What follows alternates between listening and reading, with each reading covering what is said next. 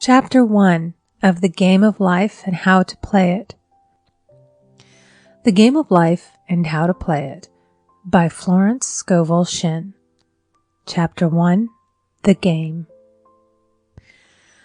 Most people consider life a battle, but it is not a battle, it is a game. It is a game, however, which cannot be played successfully without the knowledge of spiritual law. And the Old and the New Testaments give the rules of the game with wonderful clearness. Jesus Christ taught that it was a great game of giving and receiving. Whatsoever a man soweth, that shall he also reap. This means that whatever man sends out in word or deed will return to him. What he gives, he will receive. If he gives hate, he will receive hate. If he gives love, he will receive love. If he gives criticism, he will receive criticism. If he lies, he will be lied to. If he cheats, he will be cheated. We are taught also that the imaging faculty plays a leading part in the game of life. Keep thy heart, or imagination, with all diligence, for out of it are the issues of life. Proverbs 4:23. This means that what man images sooner or later externalizes in his affairs. I know of a man who feared a certain disease. It was a very rare disease and difficult to get, but he pictured it continually and read about it until it manifested in his body and he died, the victim of distorted imagination. So we see, to play successfully the game of life, we must train the imaging faculty. A person with an imaging faculty trained to image only good brings into his life every righteous desire of his heart. Health, wealth, love, friends, perfect self-expression, his highest ideals. The imagination has been called the scissors of the mind, and it is ever cutting, day by day, the pictures man sees there, and sooner or later he meets his own creations in his outer world. To train the imagination successfully, man must understand the workings of his mind.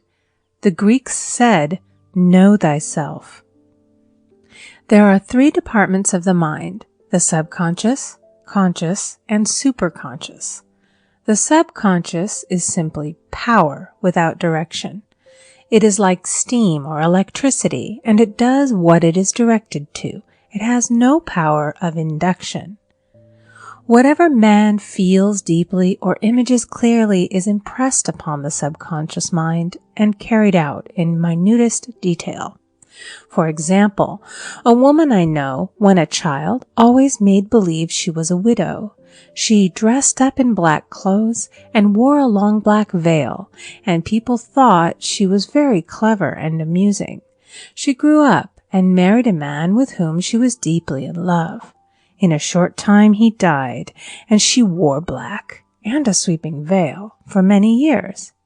The picture of herself as a widow was so impressed upon the subconscious mind, and in due time worked itself out regardless of the havoc created. The conscious mind has been called mortal or carnal mind. It is the human mind and sees life as it appears to be. It sees death, disaster, sickness, poverty, and limitation of every kind, and it impresses the subconscious. The superconscious mind is the God mind within each man and is the realm of perfect ideas. In it is the perfect pattern spoken of by Plato, the divine design, for there is a divine design for each person. There is a place that you are to fill and no one else can fill, something you are to do which no one else can do. There is a perfect picture of this in the superconscious mind. It usually flashes across the conscious as an unattainable ideal, something too good to be true. In reality, it is man's true destiny or destination flashed to him from the infinite intelligence which is within himself. Many people, however, are in ignorance of their true destinies and are striving for things and situations which do not belong to them and would only bring failure and dissatisfaction if attained. For example, a woman came to me and asked me to speak the word that she would marry a certain man with whom she was very much in love. She called him A.B.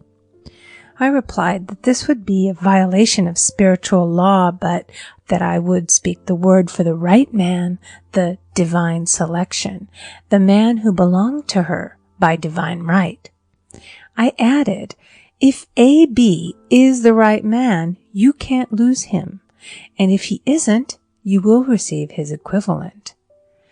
She saw A.B. frequently, but no headway was made in their friendship. One evening she called and said, "Do you know, for the last week, A.B. hasn't seemed so wonderful to me." I replied, "Maybe he is not the divine selection. Another man may be the right one." Soon after that, she met another man who fell in love with her at once and who said she was his ideal.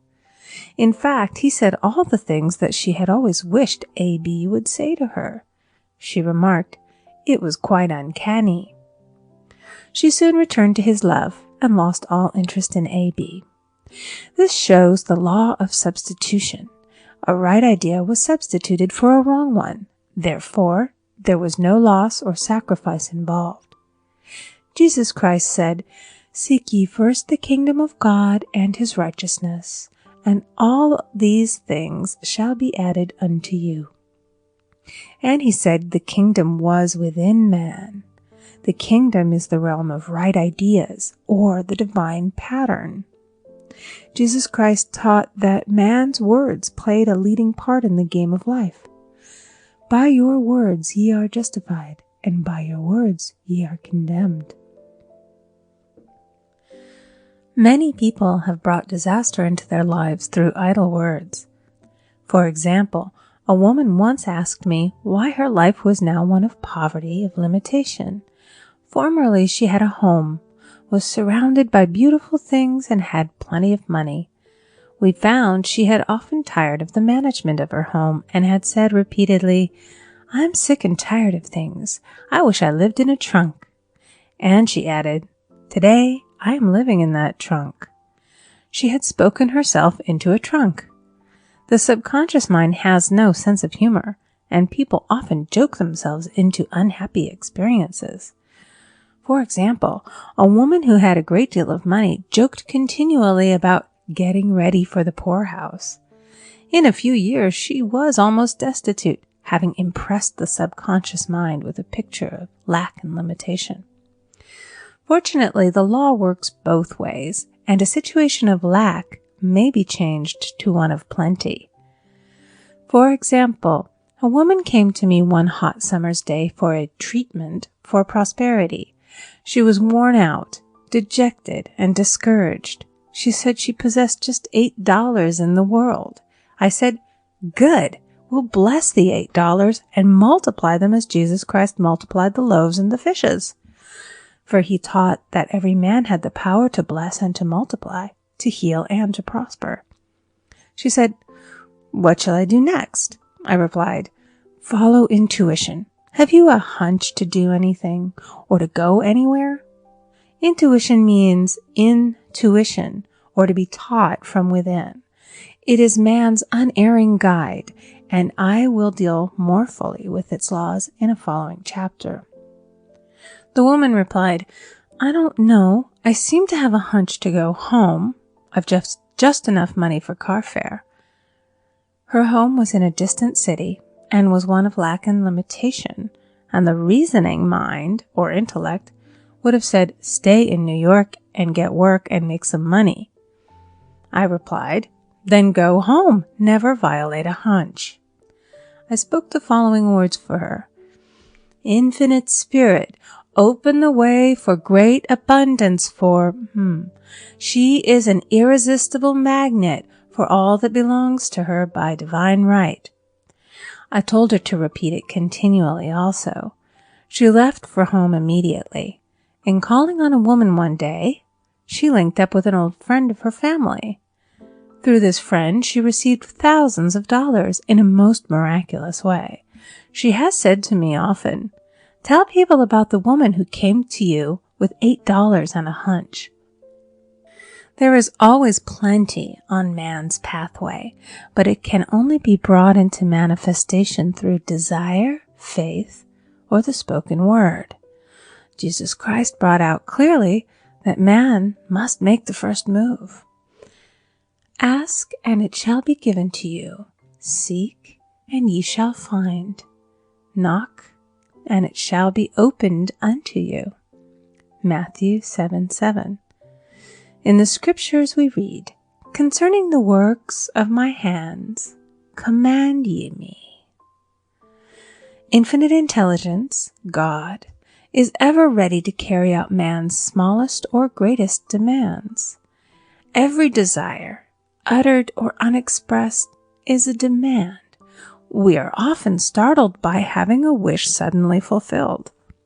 For example, one Easter, having seen many beautiful rose trees in the florist's windows, I wished I would receive one, and for an instant saw it mentally being carried in the door. Easter came, and with it a beautiful rose tree. I thanked my friend the following day and told her it was just what I had wanted. She replied, "I didn't send you a rose tree. I sent you lilies." The man had mixed the order and sent me a rose tree simply because I had started the law in action and I had to have a rose tree. Nothing stands between man and his highest ideals and every desire of his heart but doubt and fear. When man can wish without worrying, every desire will be instantly fulfilled. I will explain more fully in a following chapter the scientific reason for this and how fear must be erased from the consciousness. It is man's only enemy. Fear of lack, fear of failure, fear of sickness, fear of loss, and a feeling of insecurity on some plane. Jesus Christ said, "Why are ye fearful, O ye of little faith?" Matthew 8:26. So we can see we must substitute faith for fear is only inverted faith. It is faith in evil instead of good. The object of the game of life is to see clearly one's good and to obliterate all mental pictures of evil. This must be done by impressing the subconscious mind with a realization of good. A very brilliant man who has attained great success told me he had suddenly erased all fear from his consciousness by reading a sign which hung in a room. He saw printed in large letters this statement: "Why worry? It will probably never happen."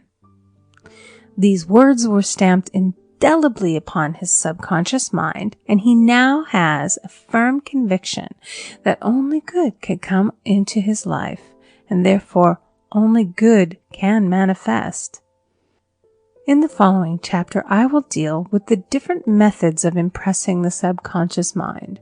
It is man's faithful servant, but one must be careful to give it the right orders.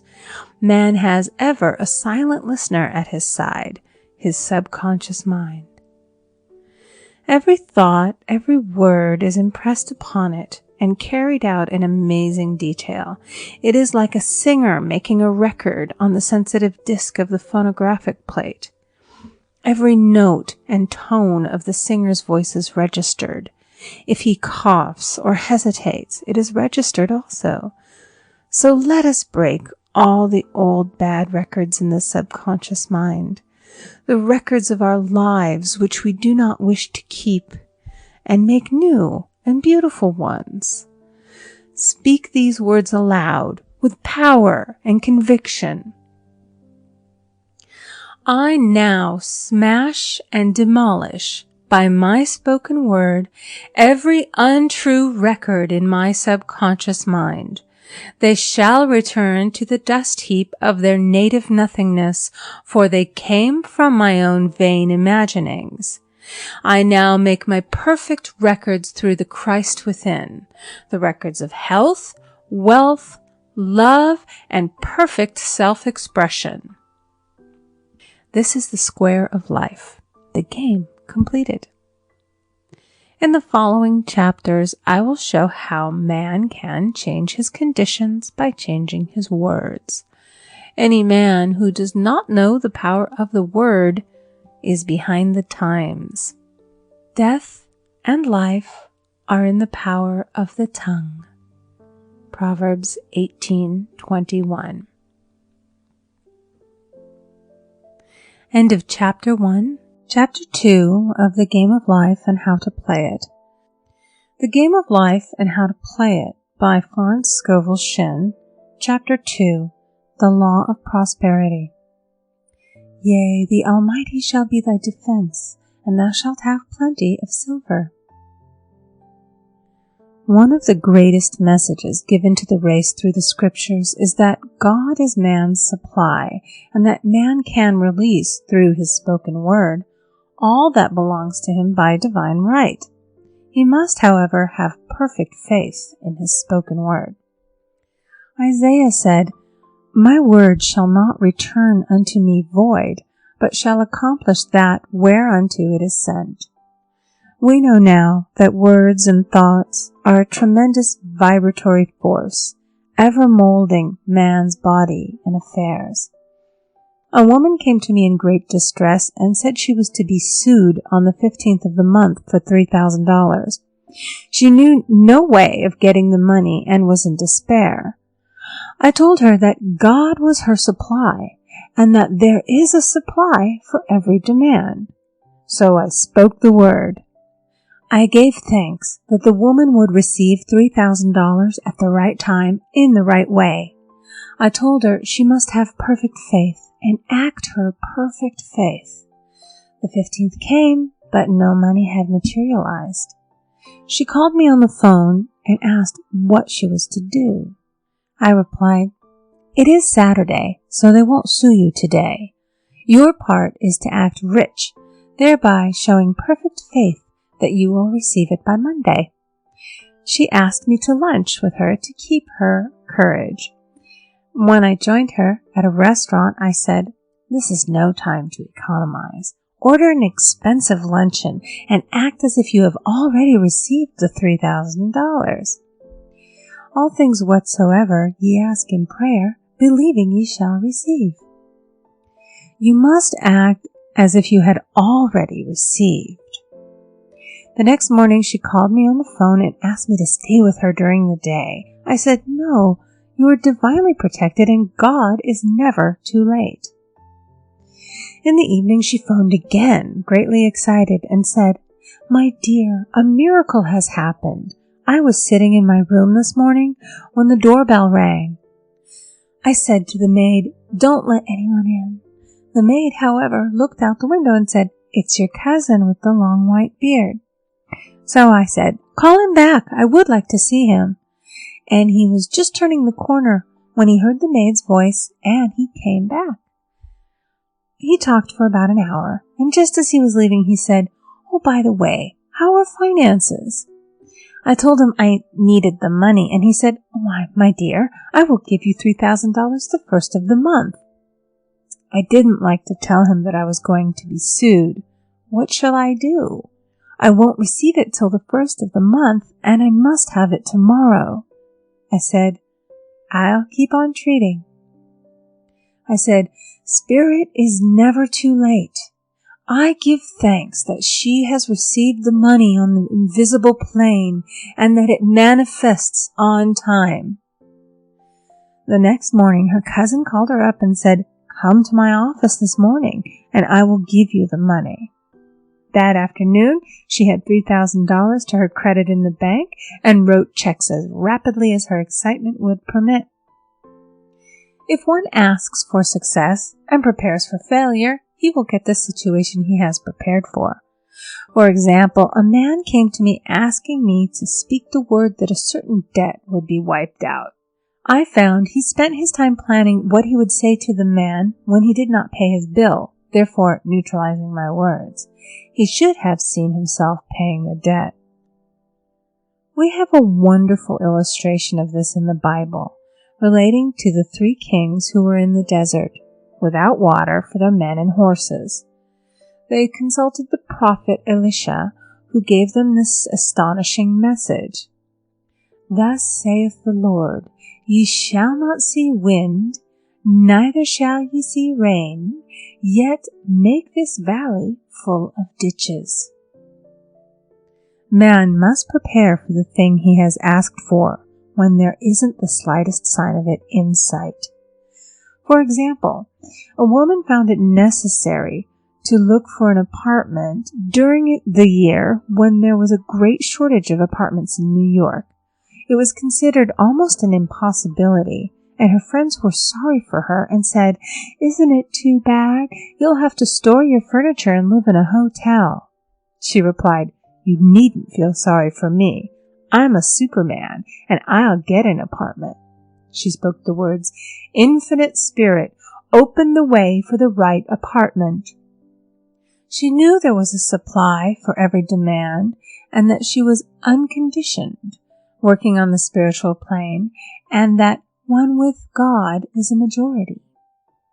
She had contemplated buying new blankets when the tempter, the adverse thought or reasoning mind, suggested, Don't buy the blankets. Perhaps, after all, you won't get an apartment and you will have no use for them. Promptly she replied to herself, I'll dig my ditches by buying the blankets. So she prepared for the apartment, acted as though she already had it. She found one in a miraculous way, and it was given to her although there were over 200 other applicants. The blankets showed active faith.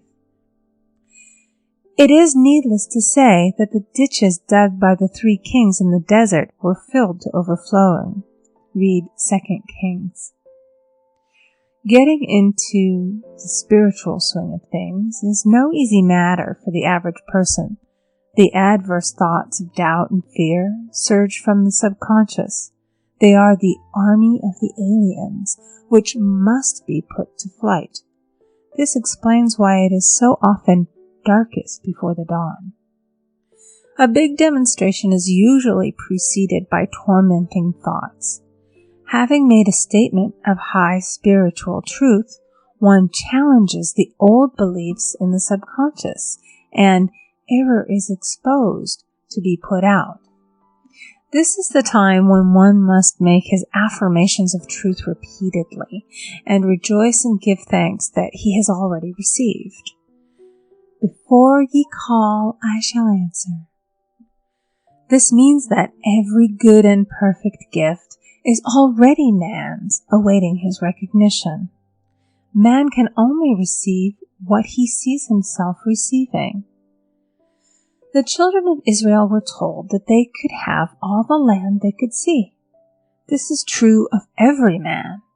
He has only the land within his own mental vision.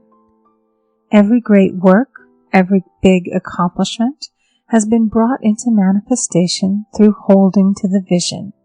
And often, just before the big achievement, comes apparent failure and discouragement. The children of Israel, when they reached the promised land, were afraid to go in, for they said it was filled with giants who made them feel like grasshoppers. And there we saw the giants, and we were in our own sight as grasshoppers. This is almost every man's experience. However, the one who knows spiritual law is undisturbed by appearance and rejoices while he is yet in captivity. That is, he holds to his vision and gives thanks that the end is accomplished. He has received. Jesus Christ gave a wonderful example of this. He said to his disciples, Say not ye, there are yet 4 months, and then cometh the harvest? Behold, I say unto you, lift up your eyes, and look on the fields, for they are ripe already to harvest. His clear vision pierced the world of matter, and he saw clearly the fourth-dimensional world, things as they really are, perfect and complete in divine mind. So man must ever hold the vision of his journey's end and demand the manifestation of that which he has already received. It may be his perfect health, love, supply, self-expression, home, or friends. They are all finished and perfect ideas registered in divine mind, man's own superconscious mind, and must come through him, not to him. For example, a man came to me asking for treatments for success. It was his imperative that he raise, within a certain time, $50,000 for his business. The time limit was almost up when he came to see me in despair. No one wanted to invest in his enterprise, and the bank had flatly refused a loan. I replied, I suppose you lost your temper while at the bank, therefore your power. You can control any situation if you first control yourself. Go back to the bank, I added, and I will treat. My treatment was, you are identified in love with the spirit of everyone connected with the bank. Let the divine idea come out of this situation. He replied, Woman, you are talking about an impossibility. Tomorrow is Saturday.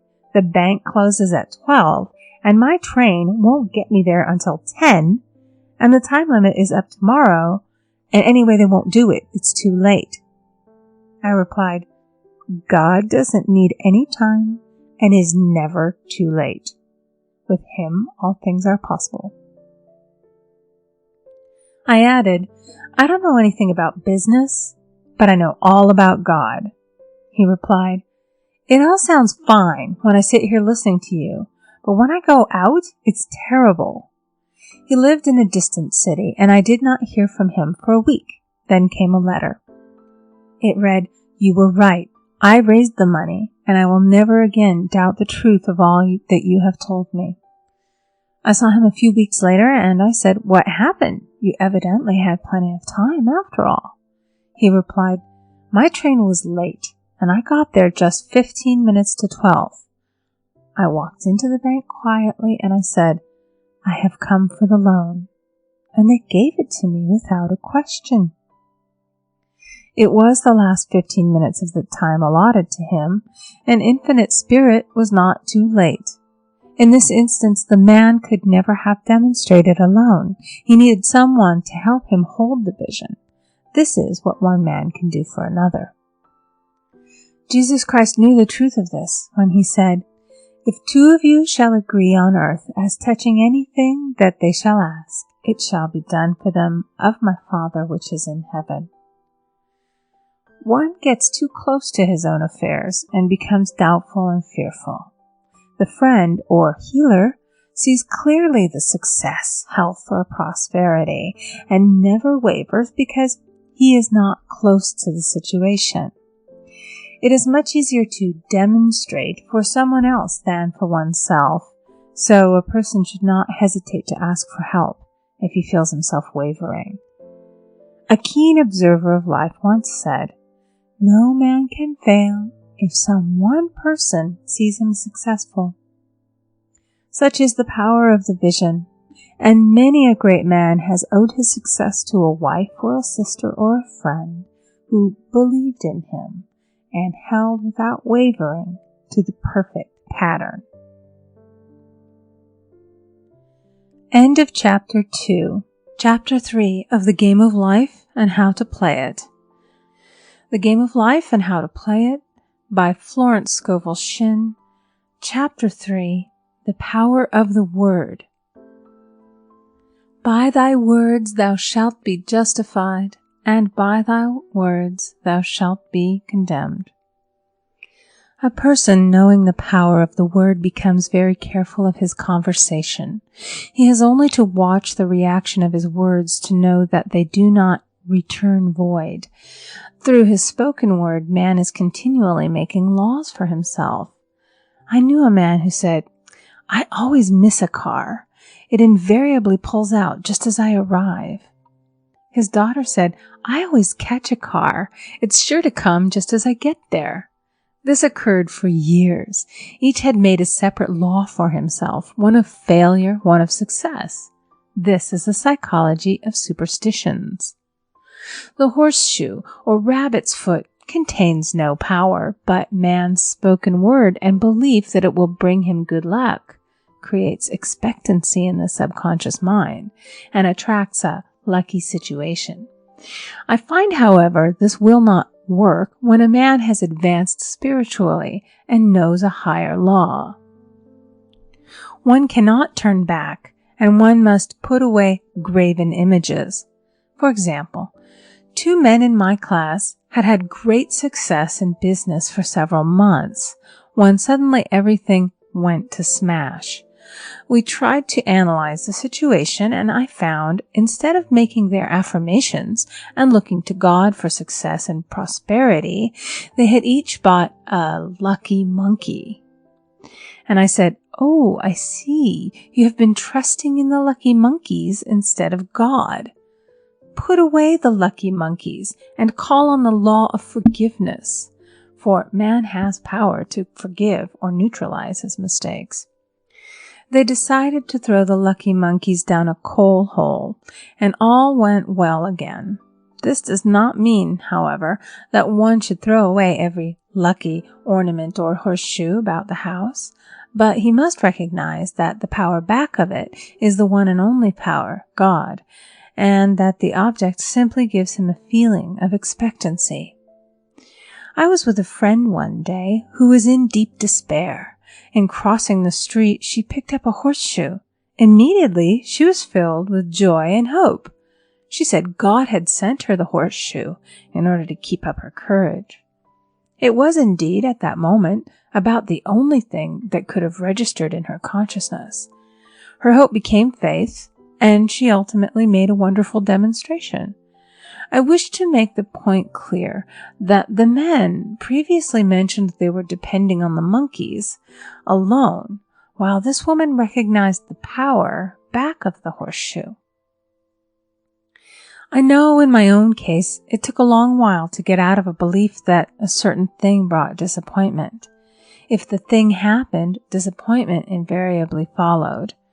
I found the only way I could make a change in the subconscious was by asserting, there are not 2 powers, there is only one power, God.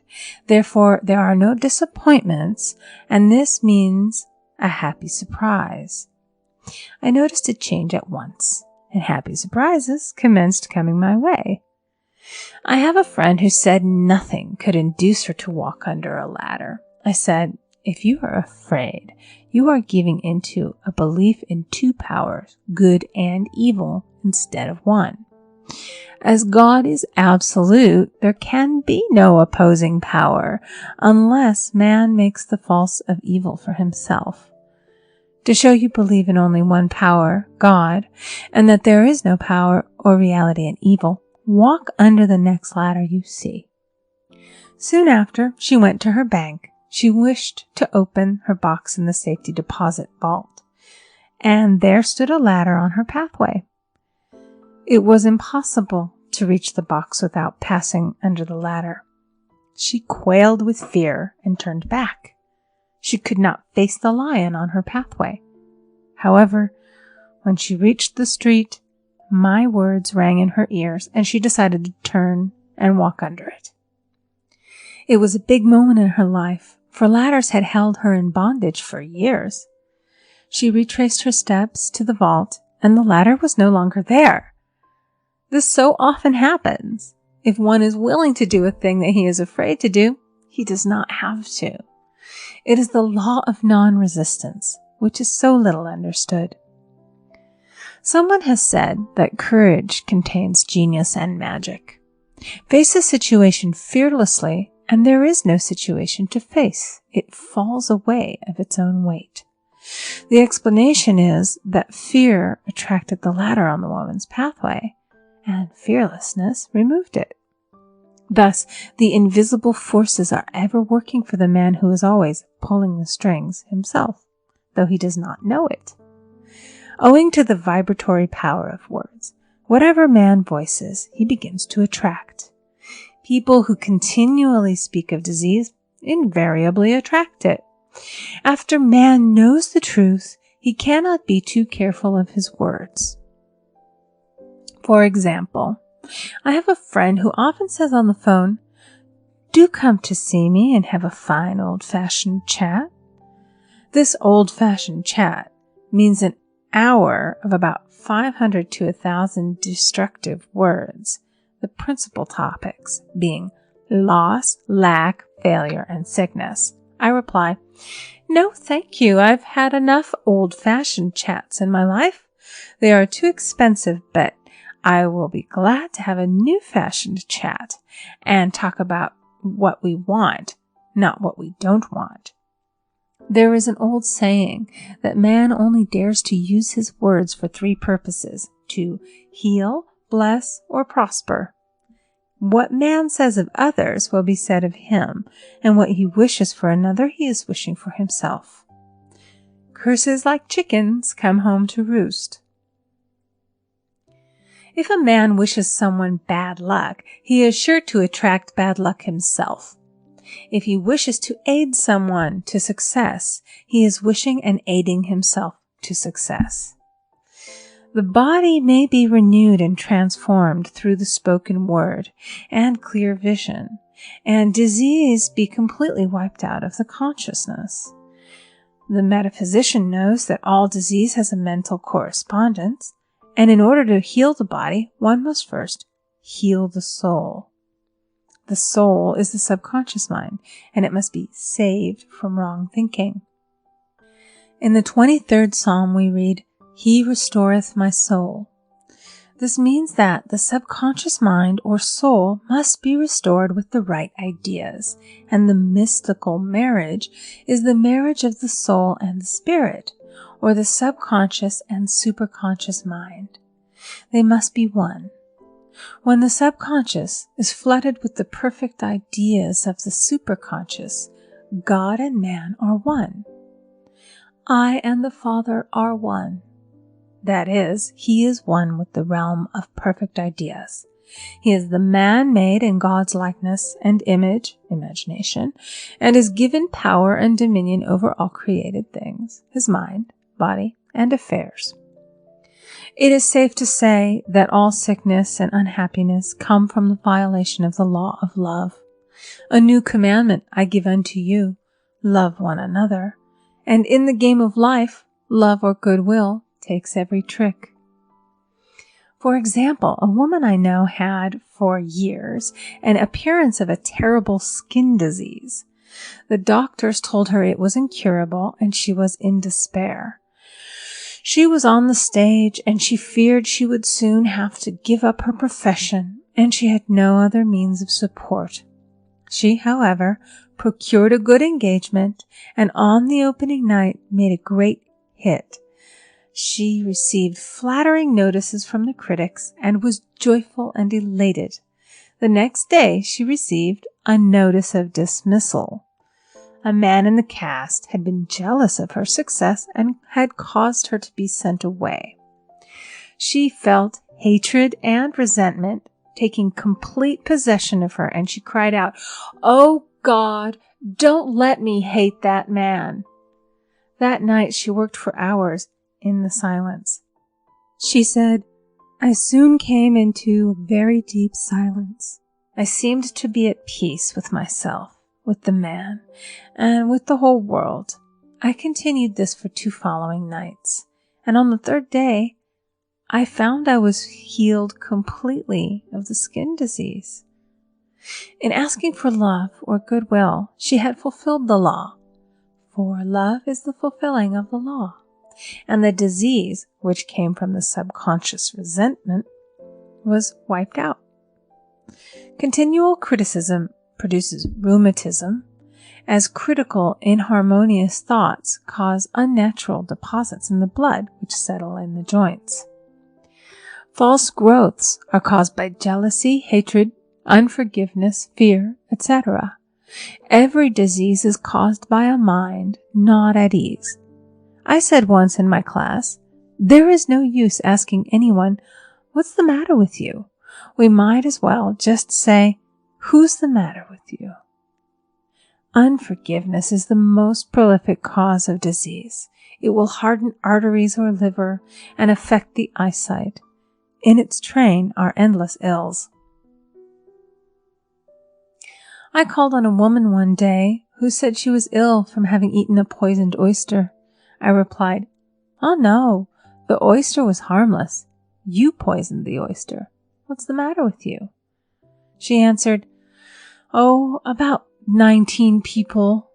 She had quarreled with 19 people and had become so inharmonious that she attracted the wrong oyster.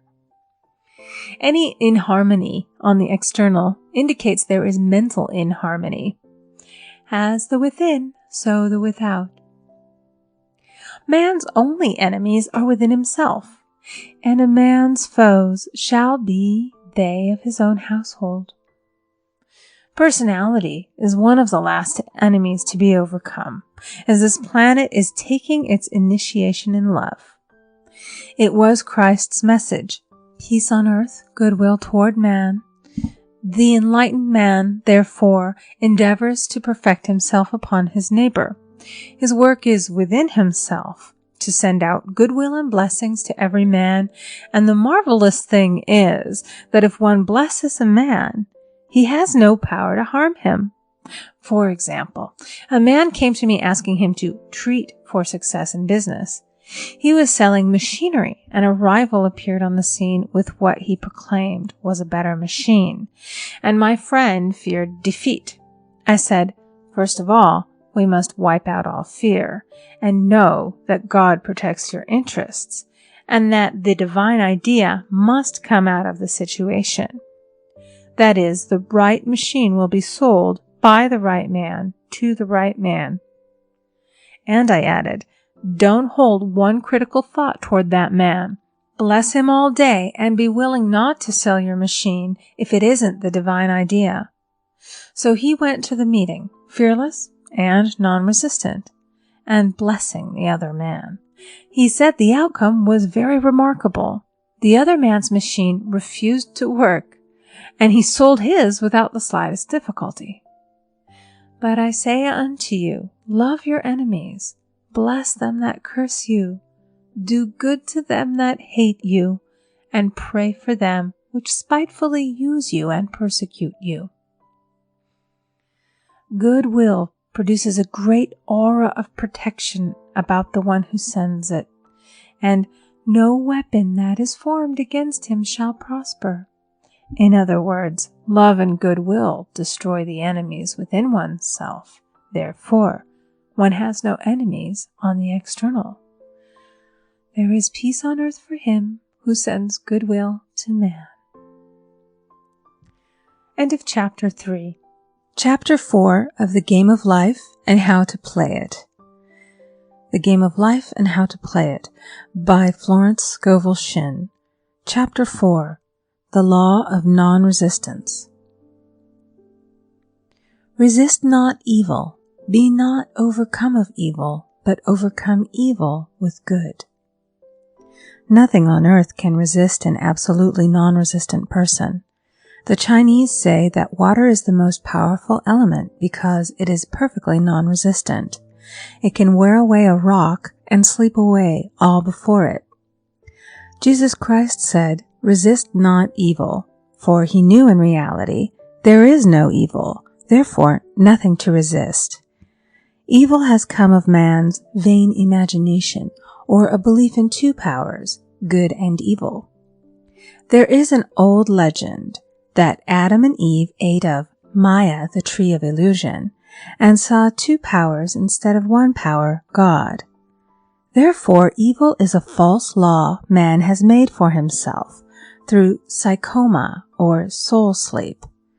Soul sleep means that man's soul has been hypnotized by the race belief of sin, sickness, and death, etc., which is carnal or mortal thought, and his affairs have outpictured his illusions.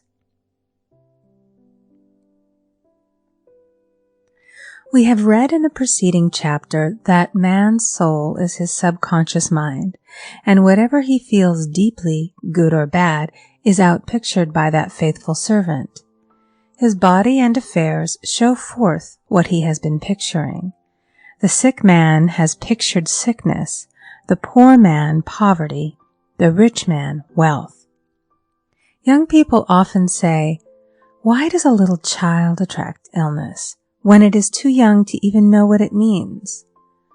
I answer that children are sensitive and receptive to the thoughts of others about them and often outpicture the fears of their parents. I heard a metaphysician once say, "If you do not run your subconscious mind yourself, someone else will run it for you." Mothers often, unconsciously, attract illness and disaster to their children by continually holding them in thoughts of fear and watching for symptoms. For example, a friend asked a woman if her little girl had had the measles. She replied promptly, "Not yet." This implied that she was expecting the illness and therefore preparing the way for what she did not want for herself and child. However, the man who is centered and established in his right thinking, the man who sends out only goodwill to his fellow man, and who is without fear, cannot be touched or influenced by the negative thoughts of others. In fact, he could then receive only good thoughts, as he himself sends forth only good thoughts. Resistance is hell, for it places man in a state of torment. A metaphysician once gave me a wonderful recipe for taking every trick in the game of life. It is the acme of non-resistance. He gave it in this way.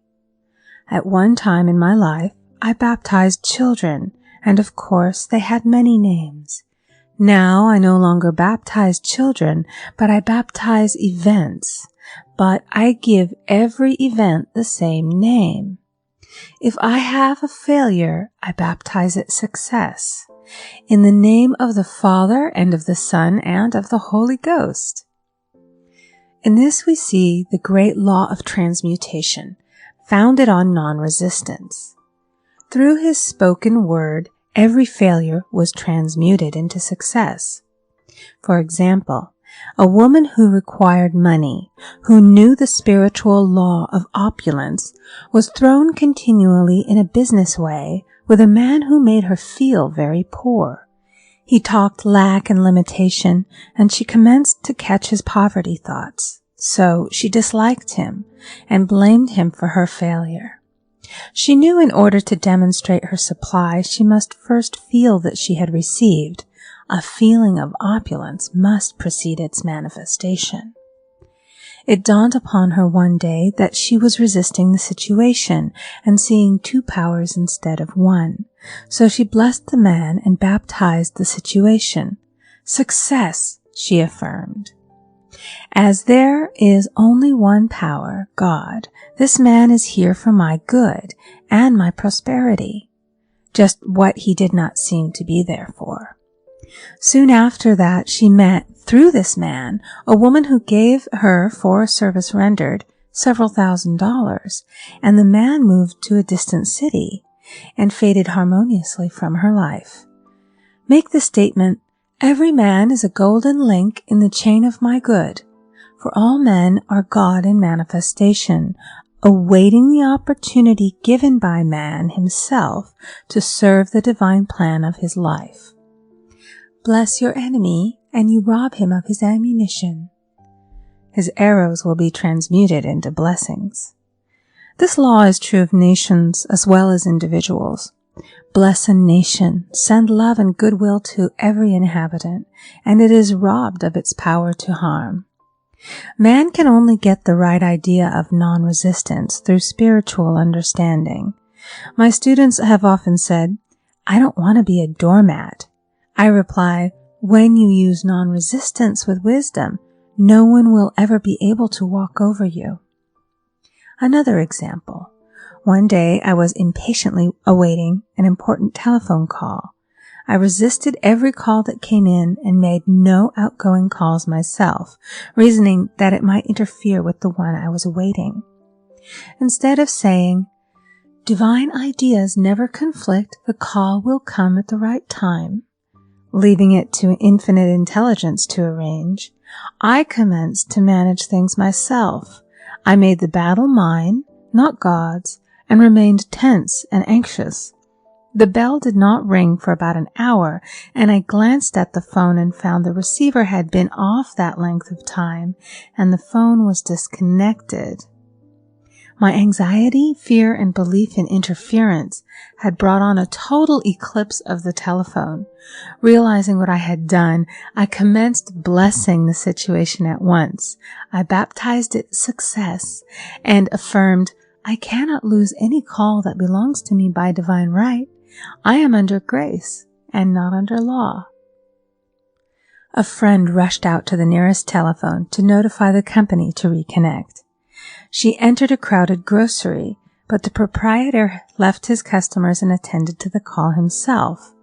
My phone was connected at once, and 2 minutes later I received a very important call, and about an hour afterward, the one I had been awaiting. One's ships come in over a calm sea. So long as man resists a situation, he will have it with him. If he runs away from it, it will run after him.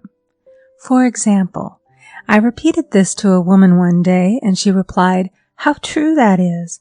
I was unhappy at home.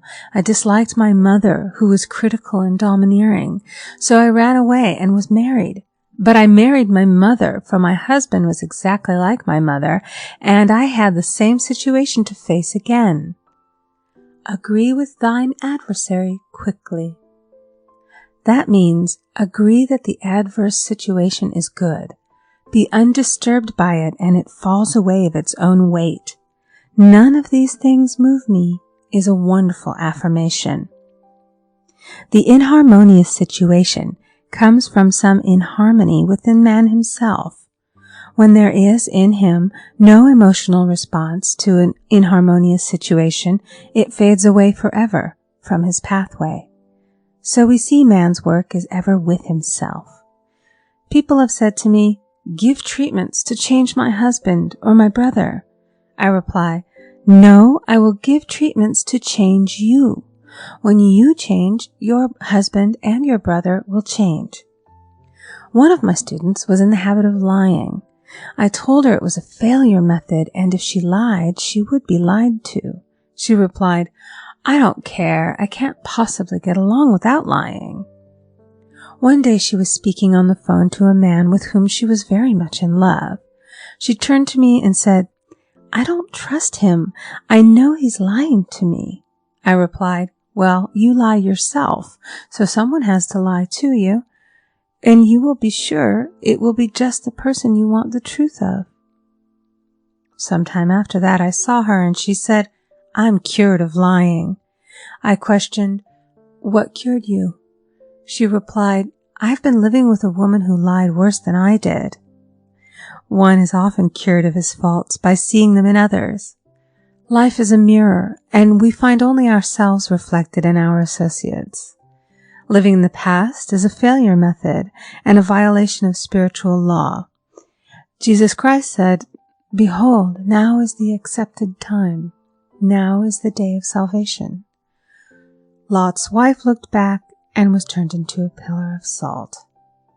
The robbers of time are the past and the future. Man should bless the past and forget it, if it keeps him in bondage, and bless the future, knowing it has in store for him endless joys. But live fully in the now. For example, a woman came to me complaining that she had no money with which to buy Christmas gifts. She said, Last year was so different. I had plenty of money and gave lovely presents, and this year I scarcely have a cent. I replied, You will never demonstrate money while you are pathetic and live in the past.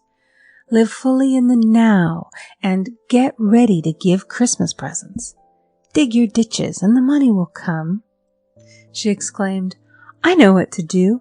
I'll buy some tinsel, twine, Christmas seals, and wrapping paper. I replied, Do that, and the presents will come and stick themselves to the Christmas seals.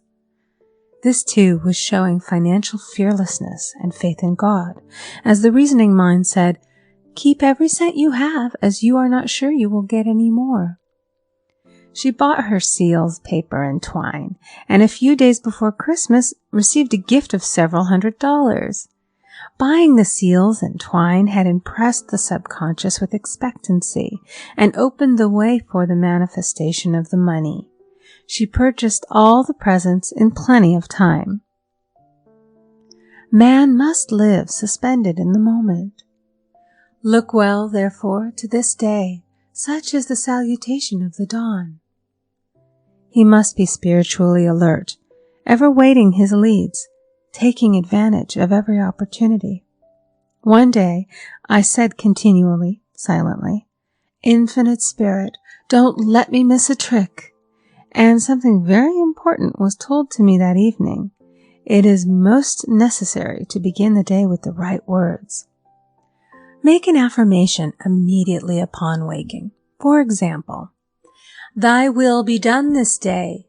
Today is a day of completion. I give thanks for this perfect day. Miracle shall follow miracle, and wonders shall never cease." Make this a habit, and one will see wonders and miracles come into his life. One morning I picked up a book and read, "Look with wonder at that which is before you." It seemed to be my message for the day, so I repeated it again and again. Look with wonder at that which is before you. At about noon, a large sum of money was given to me, which I had been desiring for a certain purpose. In the following chapter, I will give affirmations that I have found most effective. However, one should never use an affirmation unless it is absolutely satisfying and convincing to his own consciousness. And often, an affirmative is changed to suit different people. For example, the following has brought success to many. "I have a wonderful work in a wonderful way. I give wonderful service for wonderful pay." I gave the first 2 lines to one of my students, and she added the last 2. It made a most powerful statement, as there should always be perfect payment for perfect service, and a rhyme sinks easily into the subconscious. She went about singing it aloud, and soon did receive wonderful work in a wonderful way, and gave wonderful service for wonderful pay. Another student, a businessman, took it and changed the word to business. He repeated, "I have a wonderful business in a wonderful way, and I give wonderful service for wonderful pay." That afternoon, he made a $41,000 deal, though there had been no activity in his affairs for months. Every affirmation must be carefully worded and completely cover the ground. For example, I knew a woman who was in great need and made a demand for work. She received a great deal of work, but was never paid anything. She now knows to add wonderful service for wonderful pay. It is man's divine right to have plenty, more than enough. His barns should be full, and his cup should flow over. This is God's idea for man, and when man breaks down the barriers of lack in his own consciousness, the golden age will be his, and every righteous desire of his heart fulfilled. End of Chapter 4. Chapter 5 of The Game of Life and How to Play It. The Game of Life and How to Play It by Florence Scovel Shinn. Chapter 5, The Law of Karma and the Law of Forgiveness. Man receives only that which he gives. The game of life is a game of boomerangs. Man's thoughts, deeds, and words return to him sooner or later with astounding accuracy. This is the law of karma, which is Sanskrit for comeback. Whatsoever a man soweth, that shall he also reap. For example, a friend told me this story of herself, illustrating the law. She said, "I make all my karma on my aunt. Whatever I say to her, someone says to me. I am often irritable at home, when one day said to my aunt, who was talking to me during dinner, 'No more talk, I wish to eat in peace.' The following day I was lunching with a woman with whom I wished to make a great impression. I was talking animatedly when she said, "No more talk. I wish to eat in peace." My friend is high in consciousness, so her karma returns much more quickly than to one on the mental plane. The more man knows, the more he is responsible for, and a person with a knowledge of spiritual law, which he does not practice, suffers greatly in consequence. The fear of the Lord, law, is the beginning of wisdom. If we read the word Lord, law, it will make many passages in the Bible much clearer. "Vengeance is mine, I will repay, saith the Lord," law. It is the law which takes vengeance, not God. God sees man perfect, created in his own image, imagination, and given power and dominion. This is the perfect idea of man, registered in divine mind, awaiting man's recognition. For man can only be what he sees himself to be, and only attain what he sees himself attaining. "Nothing ever happens without an onlooker," is an ancient saying. Man first sees his failure or success, his joy or sorrow, before it swings into visibility from the scenes set in his own imagination. We have observed this in the mother picturing disease for her child, or a woman seeing success for her husband. Jesus Christ said, "And ye shall know the truth, and the truth shall make you free." So we see freedom from all unhappy conditions comes through knowledge, a knowledge of spiritual law. Obedience precedes authority, and the law obeys man when he obeys the law. The law of electricity must be obeyed before it becomes man's servant. When handled ignorantly, it becomes man's deadly foe. So with the laws of mind. For example, a woman with a strong personal will wished she owned a house which belonged to an acquaintance, and she often made mental pictures of herself living in the house. In the course of time, the man died, and she moved into the house. Several years afterwards, coming into the knowledge of spiritual law, she said to me, "Do you think I had anything to do with that man's death?" I replied, "Yes, your desire was so strong, everything made way for it. But you paid your karmic debt. Your husband, whom you loved devotedly, died soon after, and the house was a white elephant on your hands for many years." The original owner, however, could not have been affected by her thoughts had he been positive in the truth, nor her husband, but they were both under karmic law. The woman should have said, feeling the great desire for the house, "Infinite intelligence, give me the right house, equally as charming as this, the house which is mine by divine right." The divine selection would have given perfect satisfaction and brought good to all. The divine pattern is the only safe pattern to work by. Desire is a tremendous force and must be directed in the right channels or chaos ensues. In demonstrating, the most important step is the first step, to ask aright. Man should always demand only that which is his by divine right. To go back to the illustration, had the woman taken this attitude, "If this house I desire is mine, I cannot lose it. If it is not, give me its equivalent," the man might have decided to move out harmoniously had it been the divine selection for her, or another house would have been substituted. Anything forced into manifestation through personal will is always ill-got and has ever bad success. Man is admonished, "My will be done, not thine." And the curious thing is, man always gets just what he desires when he does relinquish all personal will, thereby enabling infinite intelligence to work through him. "Stand ye still and see the salvation of the Lord," law. For example, a woman came to me in great distress. Her daughter had determined to take a very hazardous trip, and the mother was filled with fear. She said she had used every argument, had pointed out the dangers to be encountered, had forbidden her to go, but the daughter became more and more rebellious and determined. I said to the mother, "You are forcing your personal will upon your daughter, which you have no right to do, and your fear of the trip is only attracting it, for man attracts what he fears." I added, "Let go and take your mental hands off.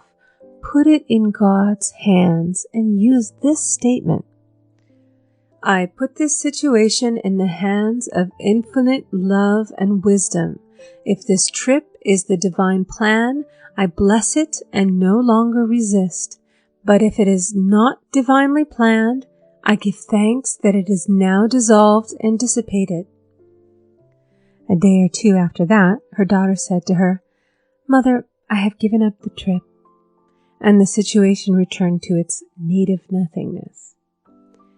It is learning to stand still which seems so difficult for man.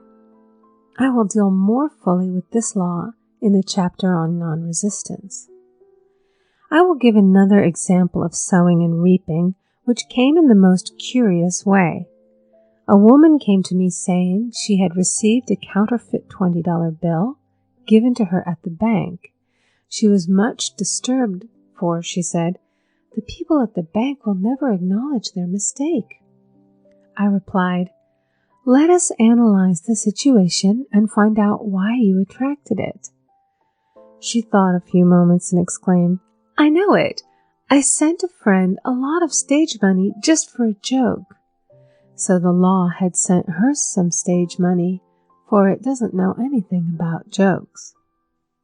I said, "Now we will call on the law of forgiveness and neutralize the situation." Christianity is founded upon the law of forgiveness. Christ has redeemed us from the curse of the karmic law, and the Christ within each man is his redeemer and salvation from all inharmonious conditions. So I said, "Infinite Spirit, we call on the law of forgiveness and give thanks that she is under grace and not under law, and cannot lose this $20, which is hers by divine right." "Now," I said, "go back to the bank and tell them, fearlessly, that it was given you there by mistake." She obeyed, and, to her surprise, they apologized and gave her another bill, treating her most courteously. So knowledge of the law gives man power to rub out his mistakes. Man cannot force the external to be what he is not. If he desires riches, he must be rich first in consciousness. For example, a woman came to me asking treatment for prosperity. She did not take much interest in her household affairs, and her home was in great disorder. I said to her, "If you wish to be rich, you must be orderly. All men with great wealth are orderly, and order is heaven's first law." I added, "You will never become rich with a burnt match in the pincushion." She had a good sense of humor and commenced immediately putting her house in order. She rearranged furniture, straightened out her bureau drawers, cleaned rugs, and soon made a big financial demonstration, a gift from a relative. The woman herself became made over and keeps herself keyed up financially by being ever watchful of the external and expecting prosperity, knowing God is her supply. Many people are in ignorance of the fact that gifts and things are investments, and that hoarding and saving invariably lead to loss. "There is that scattereth, and yet increaseth. There is that withholdeth more than is meet, but it tendeth to poverty." For example, I knew a man who wanted to buy a fur-lined overcoat. He and his wife went to various shops, but there was none he wanted. He said they were all too cheap-looking. At last he was shown one the salesman said was valued at $1,000, but which the manager would sell him for $500, as it was late in the season. His financial possessions amounted to about $700. The reasoning mind would have said, "You can't afford to spend nearly all you have on a coat." but he was very intuitive and never reasoned. He turned to his wife and said, "If I get this coat, I'll make a ton of money." So his wife consented, weakly. About a month later, he received a $10,000 commission. The coat made him feel so rich, it linked him with success and prosperity. Without the coat, he would not have received the commission. It was an investment, paying large dividends. If man ignores these leadings to spend or to give, the same amount of money will go in an uninteresting or unhappy way. For example, a woman told me on Thanksgiving Day she informed her family that they could not afford a Thanksgiving dinner. She had the money, but decided to save it. A few days later, someone entered her room and took from the bureau drawer the exact amount the dinner would have cost. The law always stands back of the man who spends fearlessly with wisdom. For example, one of my students was shopping with her little nephew. The child clamored for a toy, which she told him she could not afford to buy. She realized suddenly that she was seeking lack and not recognizing God as her supply. So she bought the toy and on her way home picked up in the street the exact amount of money she had paid for it. Man's supply is inexhaustible and unfailing when fully trusted, but faith or trust must precede the demonstration. According to your faith, be it unto you. Faith is the substance of things hoped for and the evidence of things not seen. For faith holds the vision steady, and the adverse pictures are dissolved and dissipated, and in due season we shall reap, if we faint not. Jesus Christ brought the good news, the gospel, that there was a higher law than the law of karma, and that law transcends the law of karma. It is the law of grace or forgiveness. It is the law which frees man from the law of cause and effect, the law of consequence. Under grace, not under law. We are told that on this plane, man reaps where he has not sown. The gifts of God are simply poured out upon him. All that the kingdom affords is his. This continued state of bliss awaits the man who has overcome the race or world thought. In the world thought there is tribulation, but as Jesus Christ said, "Be of good cheer, I have overcome the world." The world thought is that of sin, sickness, and death. He saw their absolute unreality and said, "Sickness and sorrow shall pass away, and death itself, the last enemy, be overcome." We now know, from a scientific standpoint, that death could be overcome by stamping the subconscious mind with the conviction of eternal youth and eternal life. The subconscious, being simply power without direction, carries out orders without questioning. Working under the direction of the superconscious, the Christ or God within man, the resurrection of the body would be accomplished. Man would no longer throw off his body in death. It would be transformed into the body electric, sung by Walt Whitman, for Christianity is founded upon the forgiveness of sins and an empty tomb. End of Chapter 5. Chapter 6 of The Game of Life and How to Play It. The Game of Life and How to Play It by Florence Scovel Shinn. Chapter 6. Casting the Burden, Impressing the Subconscious. When man knows his own powers and the workings of his mind, his great desire is to find an easy and quick way to impress the subconscious with good, for simply an intellectual knowledge of the truth will not bring results. In my own case, I found the easiest way is in casting the burden. A metaphysician once explained it in this manner. He said, "The only thing which gives anything weight in nature is the law of gravitation, and if a boulder could be taken high above the planet, there would be no weight in that boulder. And that is what Jesus Christ meant when he said, "My yoke is easy and my burden is light."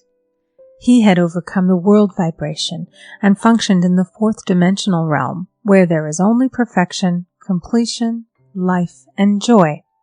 He said, "Come to me, all ye that labor and are heavy laden, and I will give you rest. Take my yoke upon you, for my yoke is easy and my burden is light." We are also told in the 55th Psalm to cast thy burden upon the Lord. Many passages in the Bible state that the battle is God's, not man's, and that man is always to stand still and see the salvation of the Lord. This indicates that the superconscious mind, or Christ within, is the department which fights man's battle and relieves him of his burdens.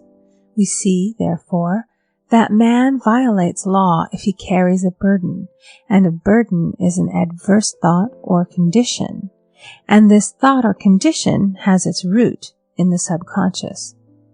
It seems almost impossible to make any headway directing the subconscious from the conscious or reasoning mind, as the reasoning mind, the intellect, is limited in its conceptions and filled with doubts and fears. How scientific is it, then, to cast the burden upon the superconscious mind, or Christ within, where it is made light or dissolved into its native nothingness? For example, a woman in urgent need of money may light upon the Christ within, the superconscious, with the statement, "I cast this burden of lack on the Christ within, and I go free to have plenty." The belief in lack was her burden, and as she cast it upon the superconscious with its belief of plenty, an avalanche of supply was the result. We read, "The Christ in you, the hope of glory." Another example. One of my students had been given a new piano, and there was no room in her studio for it until she had moved out the old one.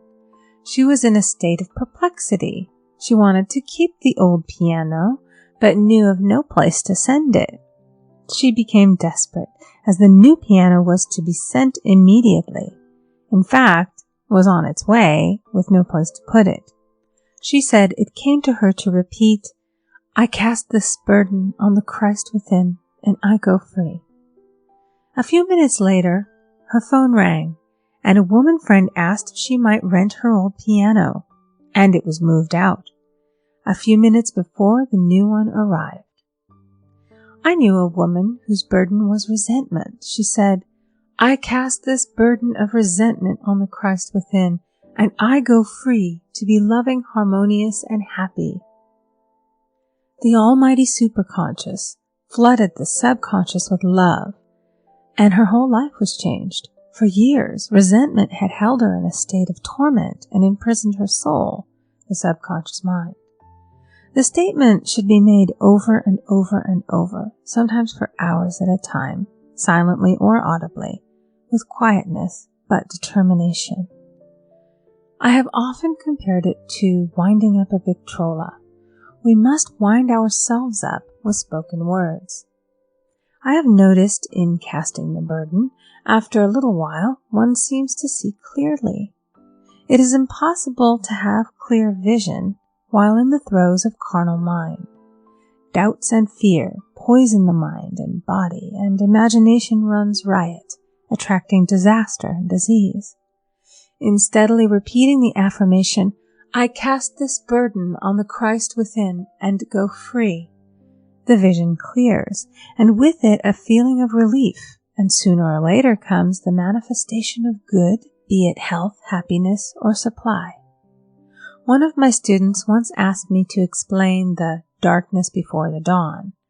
I referred in a preceding chapter to the fact that often, before the big demonstration, everything seems to go wrong, and deep depression clouds the consciousness.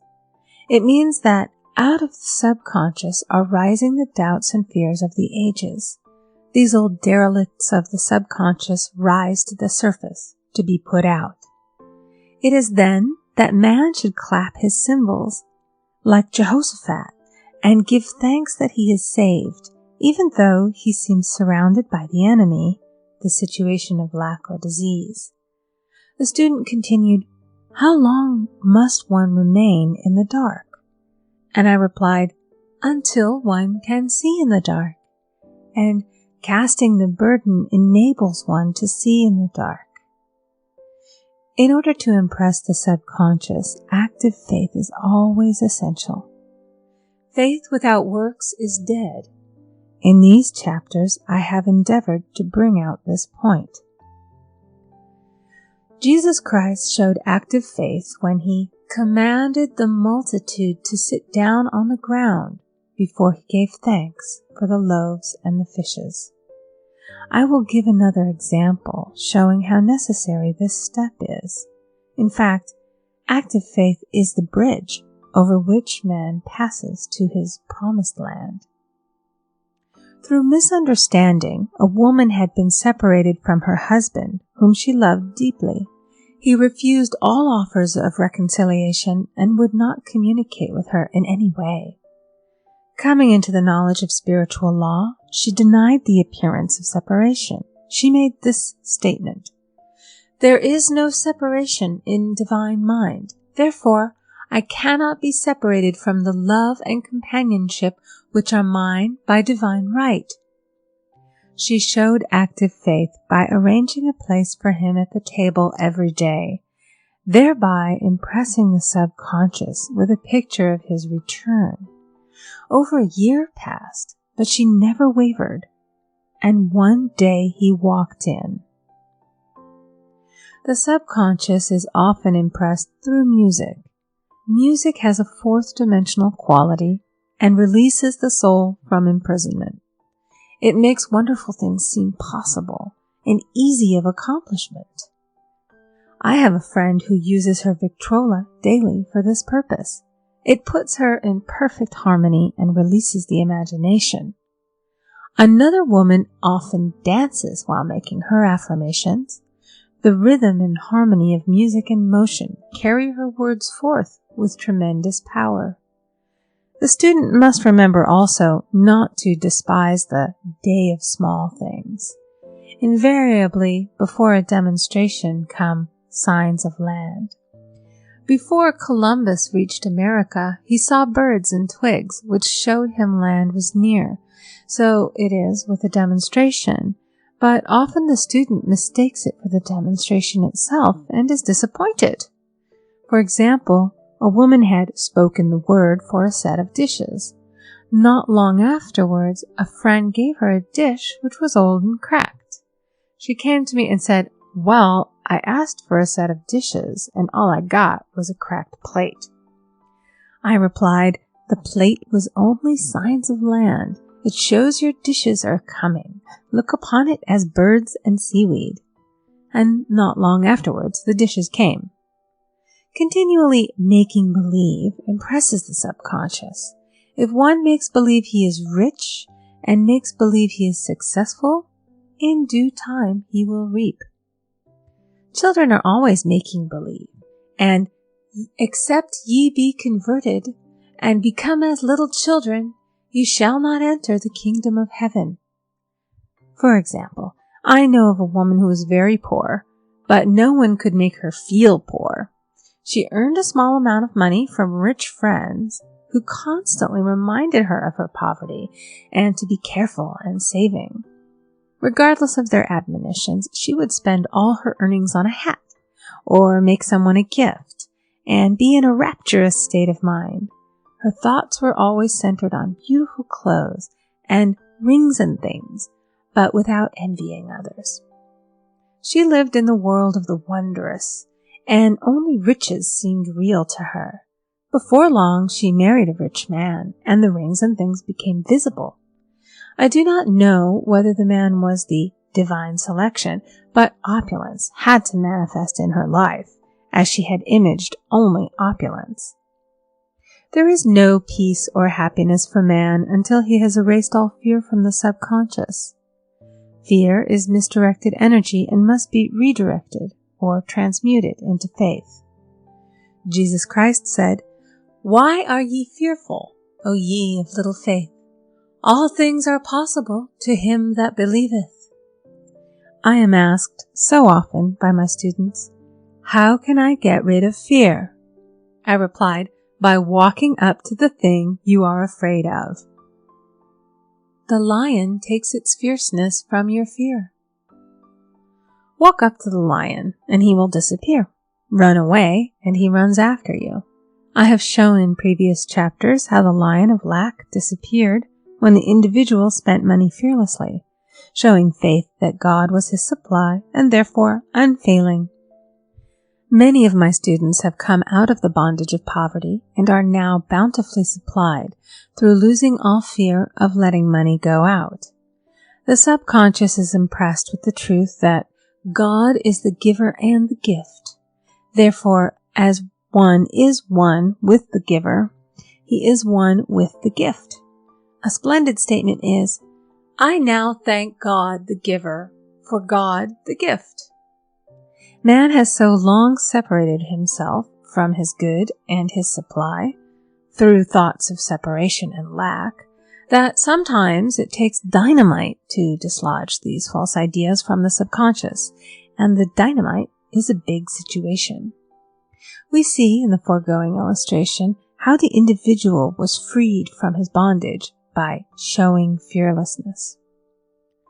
Man should watch himself hourly to detect if his motive for action is fear or faith. "Choose ye this day whom we shall serve," fear or faith. Perhaps one's fear is of personality. Then do not avoid the people feared. Be willing to meet them cheerfully, and they will either prove golden links in the chain of one's good, or disappear harmoniously from one's pathway. Perhaps one's fear is of disease or germs. Then one should be fearless and undisturbed in a germ-laden situation, and he would be immune. One can only contract germs while vibrating at the same rate as the germ, and fear drags men down to the level of the germ. Of course, the disease-laden germ is the product of carnal mind, as all thought must objectify. Germs do not exist in the superconscious or divine mind, therefore are the products of man's vain imagination. In the twinkling of an eye, man's release will come when he realizes there is no power in evil.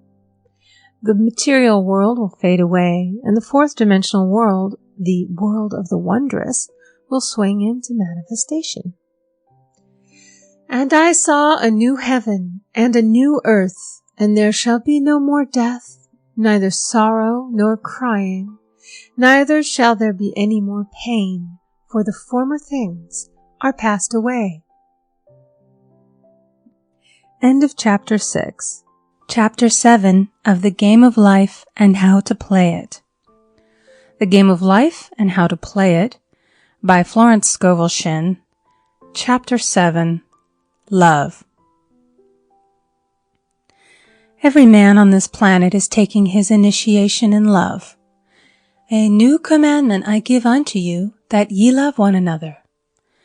Ouspensky states in Tertium Organum that love is a cosmic phenomenon and opens to man the fourth dimensional world, the world of the wondrous.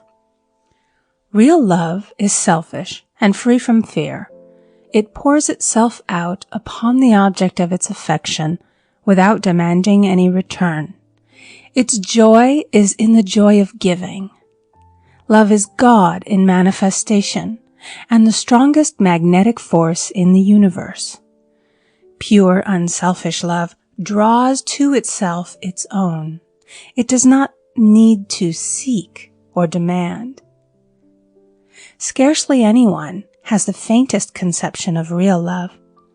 Man is selfish, tyrannical, or fearful in his affections, thereby losing the things he loves. Jealousy is the worst enemy of love, for the imagination runs riot, seeing the loved one attracted to another, and invariably these fears objectify if they are not neutralized. For example, a woman came to me in deep distress. The man she loved had left her for another woman and said he never intended to marry her. She was torn with jealousy and resentment and said she hoped he would suffer as he had made her suffer, and added, "How could he leave me when I loved him so much?"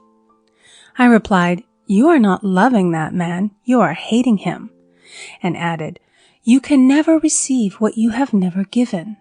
Give a perfect love, and you will receive a perfect love. Perfect yourself on this man.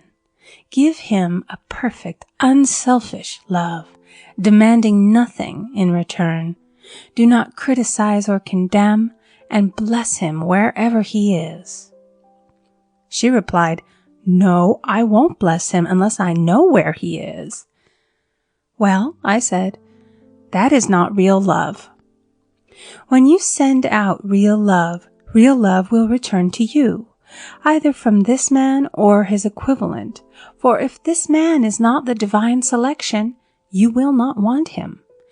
As you are one with God, you are one with the love which belongs to you by divine right."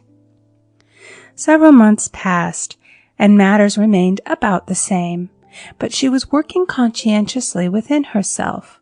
I said, "When you are no longer disturbed by his cruelty, he will cease to be cruel, as you are attracting it through your own emotions." Then I told her of a brotherhood in India who never said good morning to each other. They used these words, "I salute the divinity in you." They saluted the divinity in every man and in the wild animals in the jungle, and they were never harmed, for they saw only God in every living thing. I said, "Salute the divinity in this man and say, 'I see your divine self only. I see you as God sees you, perfect, made in his image and likeness.'" She found she was becoming more poised and gradually losing her resentment. He was a captain, and she always called him the Cap. One day she said suddenly, "God bless the Cap wherever he is." I replied, "Now that is real love, and when you have become a complete circle and are no longer disturbed by the situation, you will have his love or attract its equivalent." I was moving at this time and did not have a telephone, so was out of touch with her for a few weeks, when one morning I received a letter saying, "We are married." At the earliest opportunity, I paid her a call. My first words were, "What happened?" "Oh," she exclaimed, "a miracle! One day I woke up and all suffering had ceased. I saw him that evening and he asked me to marry him. We were married in about a week, and I have never seen a more devoted man." There is an old saying, "No man is your enemy, no man is your friend. Every man is your teacher." So one should become impersonal and learn what each man has to teach him, and soon he would learn his lessons and be free. The woman's lover was teaching her selfish love, which every man sooner or later must learn. Suffering is not necessary for man's development. It is the result of violation of spiritual law, but few people seem able to rouse themselves from their soul sleep without it. When people are happy, they usually become selfish, and automatically the law of karma is set in action. Man often suffers loss through lack of appreciation. I knew a woman who had a very nice husband, but she said often, "I don't care anything about being married, but that is nothing against my husband. I'm simply not interested in married life." She had other interests and scarcely remembered she had a husband. She only thought of him when she saw him. One day her husband told her he was in love with another woman and left. She came to me in distress and resentment. I replied, "It is exactly what you spoke the word for. You said you didn't care anything about being married, so the subconscious worked to get you unmarried." She said, "Oh yes, I see. People get what they want and then feel very much hurt." She soon became in perfect harmony with the situation and knew they were both much happier apart. When a woman becomes indifferent or critical and ceases to be an inspiration to her husband, he misses the stimulus of their early relationship and is restless and unhappy. A man came to me dejected, miserable, and poor. His wife was interested in the science of numbers and had had him read. It seems the report was not very favorable, for he said, "My wife says I'll never amount to anything because I am a 2. I replied, "I don't care what your number is. You are a perfect idea in divine mind, and we will demand the success and prosperity which are already planned for you by that infinite intelligence." Within a few weeks, he had a very fine position, and a year or 2 later, he achieved a brilliant success as a writer. No man is a success in business unless he loves his work. The picture the artist paints for love of his art is his greatest work.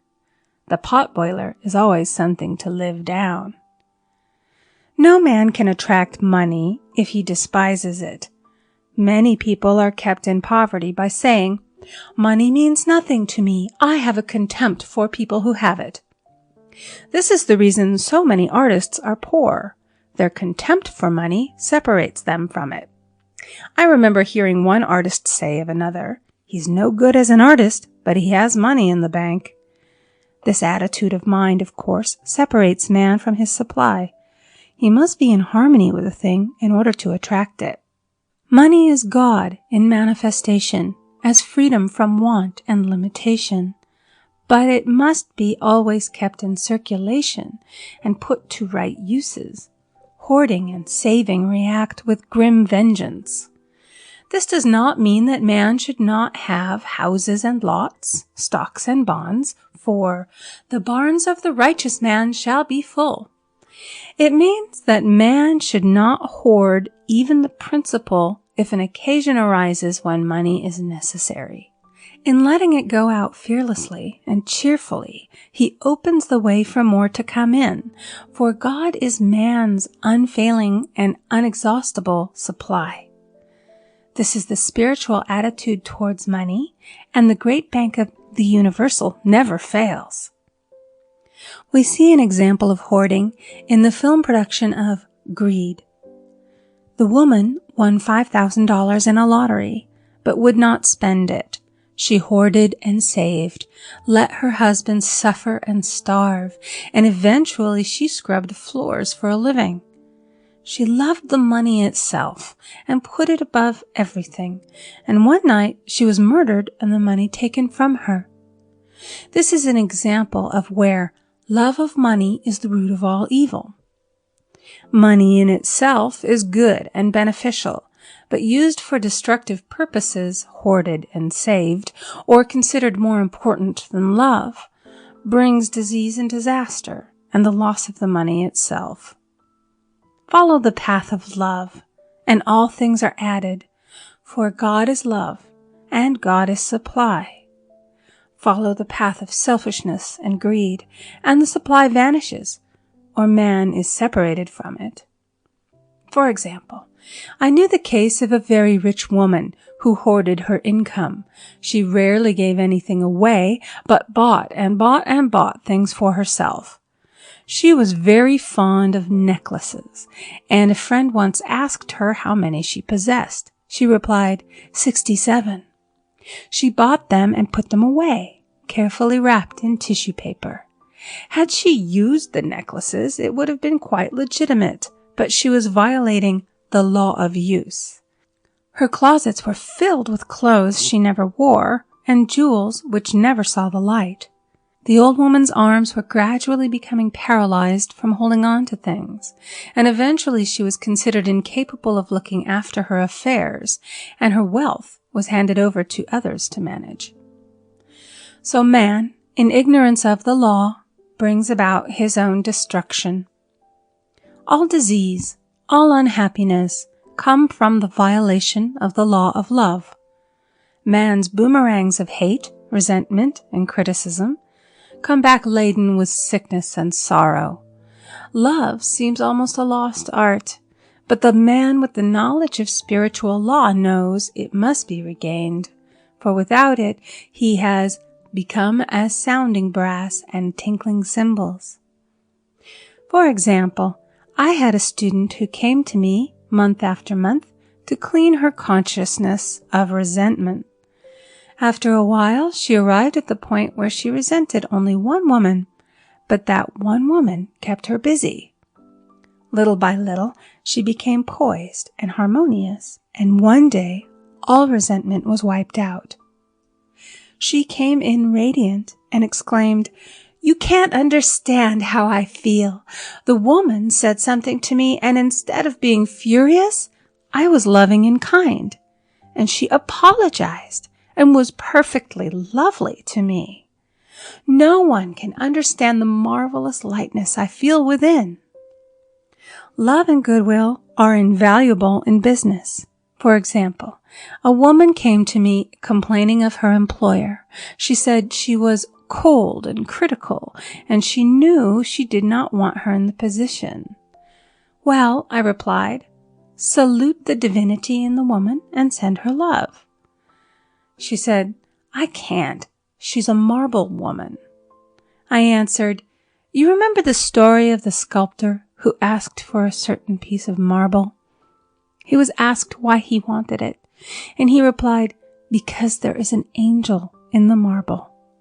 And out of it he produced a wonderful work of art." She said, "Very well, I'll try it." A week later she came back and said, "I did what you told me, and now the woman is very kind," and took me out in her car. People are sometimes filled with remorse for having done someone an unkindness, perhaps years ago. If the wrong cannot be righted, its effect can be neutralized by doing someone a kindness in the present. This one thing I do, forgetting those things which are behind, and reaching forth unto those things which are before.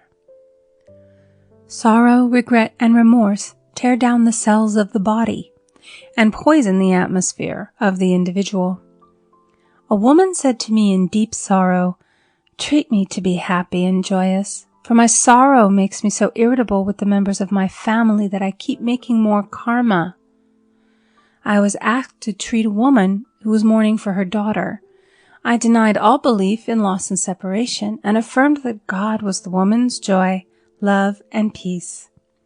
The woman gained her poise at once, but sent word by her son not to treat any longer because she was so happy it wasn't respectable.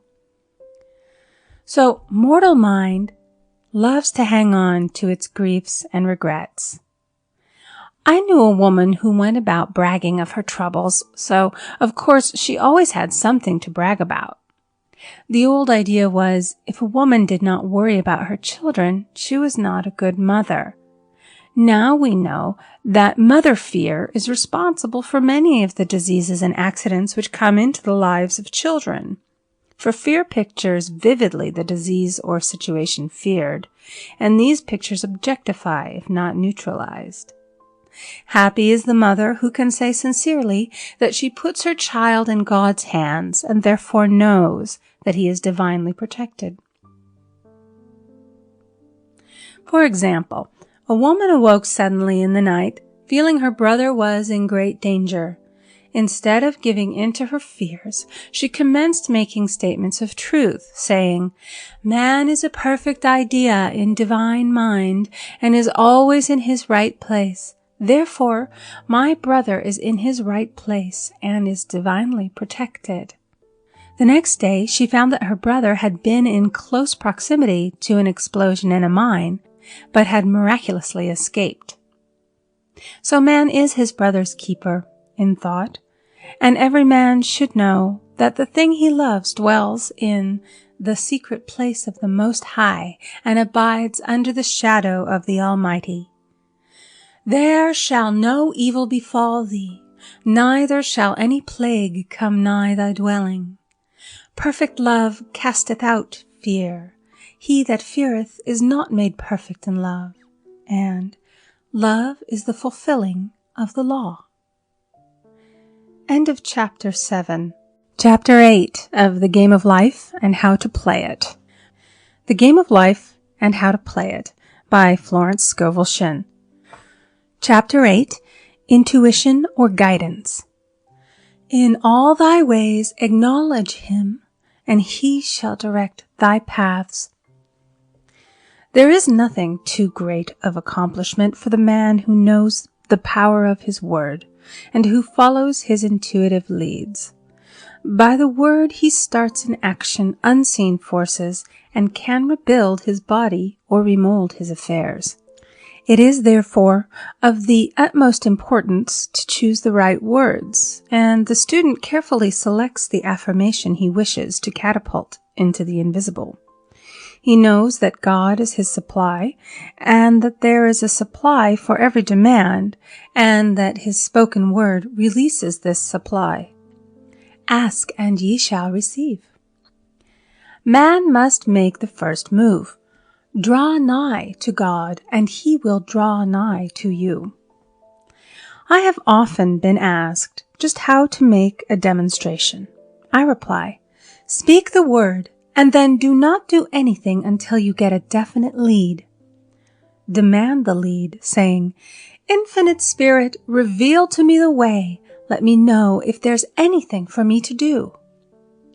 The answer will come through intuition, or hunch, a chance remark from someone, or a passage in a book, etc., etc. The answers are sometimes quite startling in their exactness. For example, a woman desired a large sum of money. She spoke the words, Infinite Spirit, open the way for my immediate supply. Let all that is mine by divine right now reach me in great avalanches of abundance. Then she added, give me a definite lead. Let me know if there is anything for me to do. The thought came quickly. Give a certain friend, who had helped her spiritually, $100. She told her friend, who said, wait and get another lead before giving it. So she waited, and that day met a woman who said to her, I gave someone $1 today. It was just as much for me as it would be for you to give someone 100. This was indeed an unmistakable lead, so she knew she was right in giving the $100. It was a gift which proved a great investment, for shortly after that, a large sum of money came to her in a remarkable way. Giving opens the way for receiving. In order to create activity in finances, one should give. Tithing, or giving 1/10 of one's income, is an old Jewish custom and is sure to bring increase. Many of the richest men in the country have been tithers and have never known it to fail as an investment.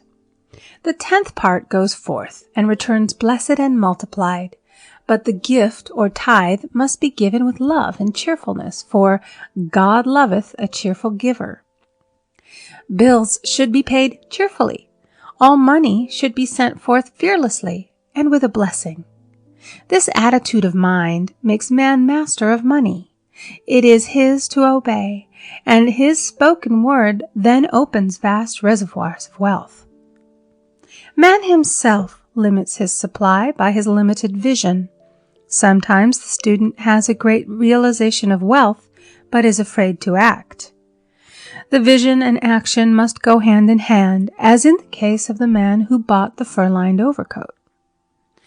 A woman came to me asking me to speak the word for a position. So I demanded, Infinite Spirit, open the way for this woman's right position. Never ask for just a position. Ask for the right position, the place already planned in divine mind, as it is the only one that will give satisfaction. I then gave thanks that she had already received, and that it would manifest quickly. Very soon she had 3 positions offered her, 2 in New York and 1 in Palm Beach, and she did not know which one to choose. I said, ask for a definite lead. The time was almost up and was still undecided when one day she telephoned. When I woke up this morning, I could smell Palm Beach. She had been there before and knew its balmy fragrance. I replied, "Well, if you can smell Palm Beach from here, it's certainly your lead." She accepted the position, and it proved a great success. Often one's lead comes at an unexpected time. One day, I was walking down the street when suddenly I felt a strong urge to go to a certain bakery a block or two away. The reasoning mind resisted, arguing, "There's nothing there that you want." However, I had learned not to reason, so I went to the bakery, looked at everything, and there was certainly nothing there that I wanted. But coming out, I encountered a woman I had thought of often and who was in great need of the help which I could give her. So often, one goes for one thing and finds another. Intuition is a spiritual faculty and does not explain, but simply points the way. A person often receives a lead during a treatment. The idea that comes may seem quite irrelevant, but some of God's leadings are mysterious. In the class one day, I was treating that each individual would receive a definite lead. A woman came to me afterwards and said, "While you were treating, I got the hunch to take my furniture out of storage and get an apartment." The woman had come to be treated for health.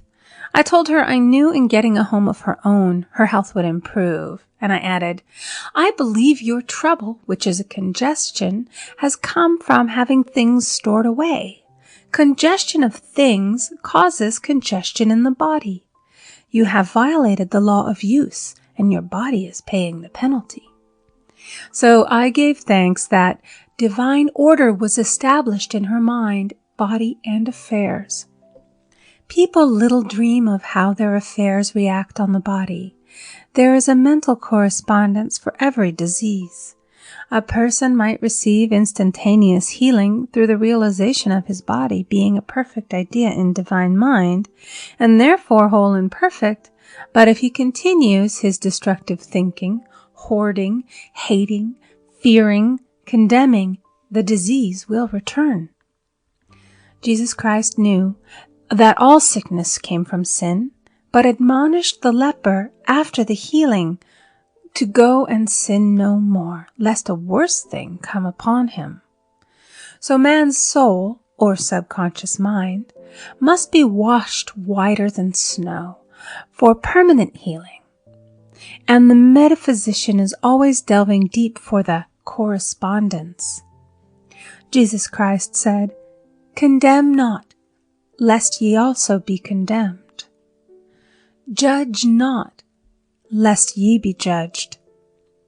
Many people have attracted disease and unhappiness through the condemnation of others. What man condemns in others, he attracts to himself. For example, a friend came to me in anger and distress because her husband had deserted her for another woman. She condemned the other woman and said continually, she knew he was a married man. She had no right to accept his attentions. I replied, "Stop condemning the woman. Bless her and be through with the situation. Otherwise, you are attracting the same thing to yourself." She was deaf to my words, and a year or two later became deeply interested in a married man herself. Man picks up a live wire whenever he criticizes or condemns and may expect a shock. Indecision is a stumbling block in many a pathway. In order to overcome it, make the statement repeatedly, "I am always under direct inspiration. I make right decisions quickly." These words impress the subconscious, and soon one finds himself awake and alert, making his right moves without hesitation. I have found it destructive to look to the psychic plane for guidance, as it is the plane of many minds and not the one mind. As man opens his mind to subjectivity, he becomes a target for destructive forces. The psychic plane is the result of man's mortal thought and is on the plane of opposites. He may receive either good or bad messages. The science of numbers and the reading of horoscopes keep man down the mental or mortal plane, for they deal only with the karmic path. I know of a man who should have been dead years ago according to his horoscope, but he is alive and a leader of one of the biggest movements in this country for the uplift of humanity. It takes a very strong mind to neutralize a prophecy of evil. The student should declare, "Every false prophecy shall come to naught. Every plan my Father in heaven has not planned shall be dissolved and dissipated. The divine idea now comes to pass." However, if any good message has ever been given one of coming happiness or wealth, harbor and expect it, and it will manifest sooner or later through the law of expectancy. Man's will should be used to back the universal will. I will that the will of God be done. It is God's will to give every man every righteous desire of his heart, and man's will should be used to hold the perfect vision without wavering. The prodigal son said, "I will arise and go to my father." It is indeed often an effort of the will to leave the husks and swine of mortal thinking. It is so much easier for the average person to have fear than faith. So faith is an effort of the will. As man becomes spiritually awakened, he recognizes that any external inharmony is the correspondence of mental inharmony. If he stumbles or falls, he may know he is stumbling or falling in consciousness.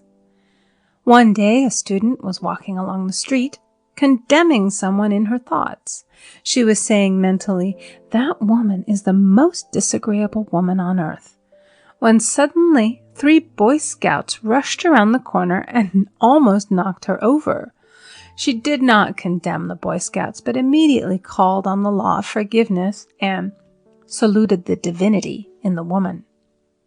Wisdom's ways are ways of pleasantness, and all her paths are peace.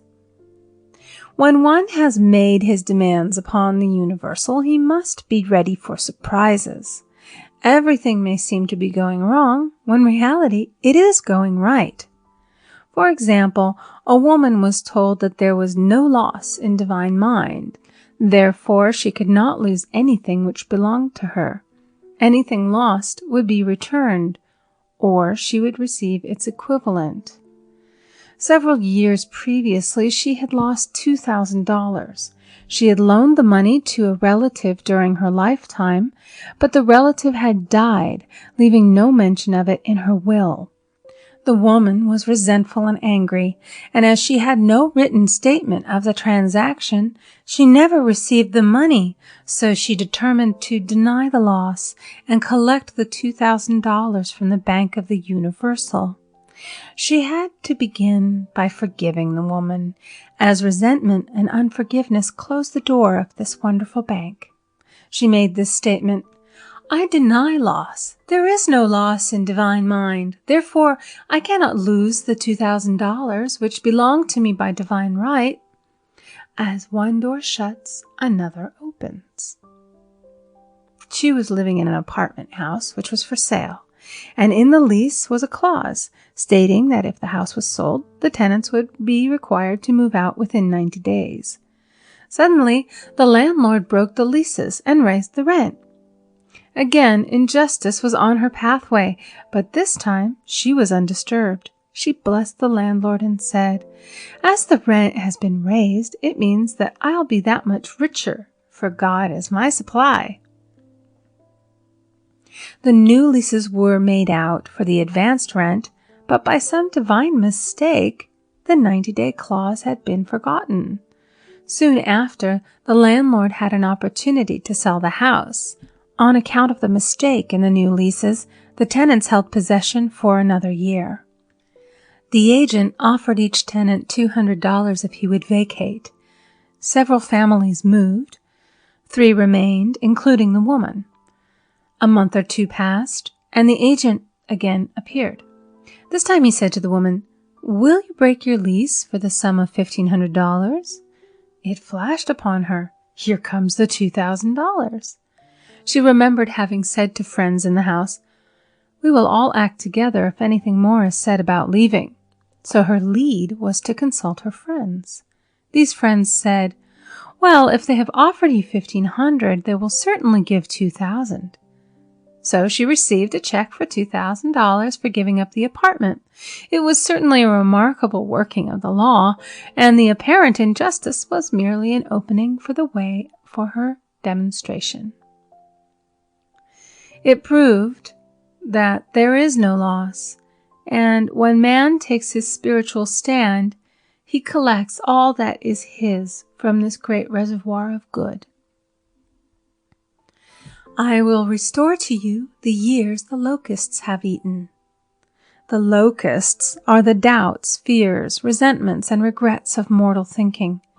These adverse thoughts alone rob man, for no man gives to himself but himself, and no man takes away from himself but himself.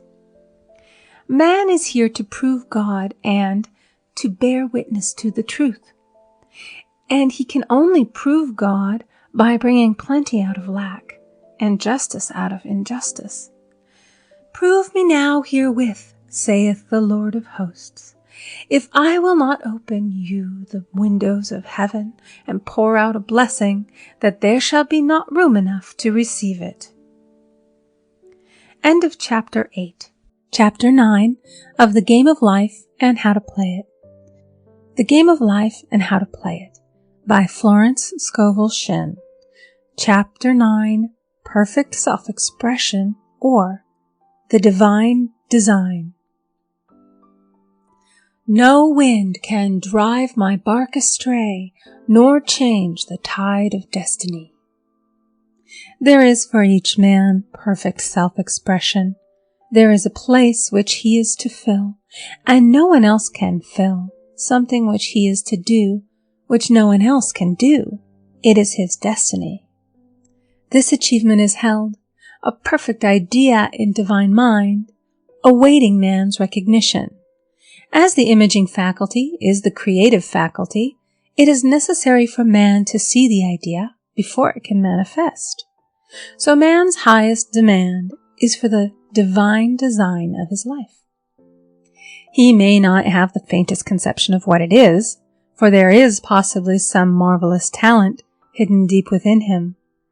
His demand should be, Infinite Spirit, open the way for the divine design of my life to manifest. Let the genius within me now be released. Let me see clearly the perfect plan. The perfect plan includes health, wealth, love, and perfect self-expression. This is the square of life, which brings perfect happiness. When one has made this demand, he may find great changes taking place in his life, for nearly every man has wandered far from the divine design. I know in one woman's case it was as though a cyclone had struck her affairs, but readjustments came quickly, and new and wonderful conditions took the place of old ones.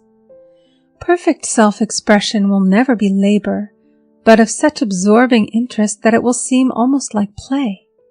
The student knows also, as man comes into the world financed by God, the supply needed for his perfect self-expression will be at hand. Many a genius has struggled for years with the problem of supply, when his spoken word and faith would have released quickly the necessary funds. For example, after the class one day, a man came to me and handed me a cent. He said, I have just 7 cents in the world, and I'm going to give you 1, for I have faith in the power of your spoken word. I want you to speak the word for my perfect self-expression and prosperity. I spoke the word and did not see him again until a year later. He came in one day, successful and happy, with a roll of yellow bills in a pocket. He said, Immediately after you spoke the word, I had a position offered me in a distant city, and am now demonstrating health, happiness, and supply. A woman's self-expression may be in becoming a perfect wife, a perfect mother, a perfect homemaker, and not necessarily in having a public career. Demand definite leads, and the way will be made easy and successful. One should not visualize or force a mental picture. When he demands the divine design to come into his conscious mind, he will receive flashes of inspiration and begin to see himself making some great accomplishment. This is the picture or idea he must hold without wavering. The thing man seeks is seeking him. The telephone was seeking Bell. Parents should never force careers and professions upon their children. With a knowledge of spiritual truth, the divine plan could be spoken for early in childhood or prenatally. A prenatal treatment should be, let the God in this child have perfect self-expression. Let the divine design of his mind, body, and affairs be made manifest throughout his life, throughout eternity. God's will be done, not man's. God's pattern, not man's pattern, is the command we find running through all the scriptures, and the Bible is a book dealing with the science of the mind. It is a book telling man how to release his soul or subconscious mind from bondage. The battles described are pictures of man waging war against mortal thoughts. A man's foes shall be they of his own household. Every man is Jehoshaphat, and every man is David, who slays Goliath, mortal thinking, with the little white stone, faith. So man must be careful that he is not the wicked and slothful servant who buried his talent. There is a terrible penalty to be paid for not using one's ability. Often, fear stands between man and his perfect self-expression. Stage fright has hampered many a genius. This may be overcome by the spoken word or treatment. The individual then loses all self-consciousness and feels simply that he is a channel for infinite intelligence to express itself through. He is under direct inspiration, fearless and confident, for he feels that it is the Father within who does the work. A young boy came often to my class with his mother. He asked me to speak the word for his coming examinations at school. I told him to make the statement, I am one with infinite intelligence. I know everything I should know on this subject. He had an excellent knowledge of history, but was not sure of his arithmetic. I saw him afterwards, and he said, I spoke the word for my arithmetic and passed with the highest honors, but I thought I could depend upon myself for history and got a very poor mark. Man often receives a setback when he is too sure of himself, which means he is trusting to his personality and not the Father within. Another of my students gave me an example of this. She took an extended trip abroad one summer, visiting many countries where she was ignorant of the languages. She was calling for guidance and protection every minute, and her affairs went smoothly and miraculously. Her luggage was never delayed nor lost. Accommodations were always ready for her at the best hotels, and she had perfect service wherever she went. She returned to New York. Knowing the language, she felt God was no longer necessary, so looked after her affairs in an ordinary manner. Everything went wrong. Her trunks delayed, amid inharmony and confusion. The student must form the habit of practicing the presence of God every minute. In all thy ways acknowledge him. Nothing is too small or too great. Sometimes an insignificant incident may be the turning point in a man's life. Robert Fulton, watching some boiling water simmering in a tea kettle, saw a steamboat. I have seen a student often keep back his demonstration through resistance or pointing the way. He pins his faith to one channel only and dictates just the way he desires the manifestation to come, which brings things to a standstill. My way, not your way, is the command of infinite intelligence. Like all power, be it steam or electricity, it must have a non-resistant engine or instrument to work through, and man is that engine or instrument. Over and over again, man is told to stand still. O Judah, fear not, but tomorrow go out against them, for the Lord will be with you. You shall not need to fight this battle.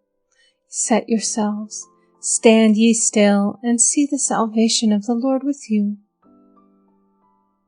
We see this in the incidents of the $2,000 coming to the woman through the landlord when she became non-resistant and undisturbed, and the woman who won the man's love after all suffering had ceased.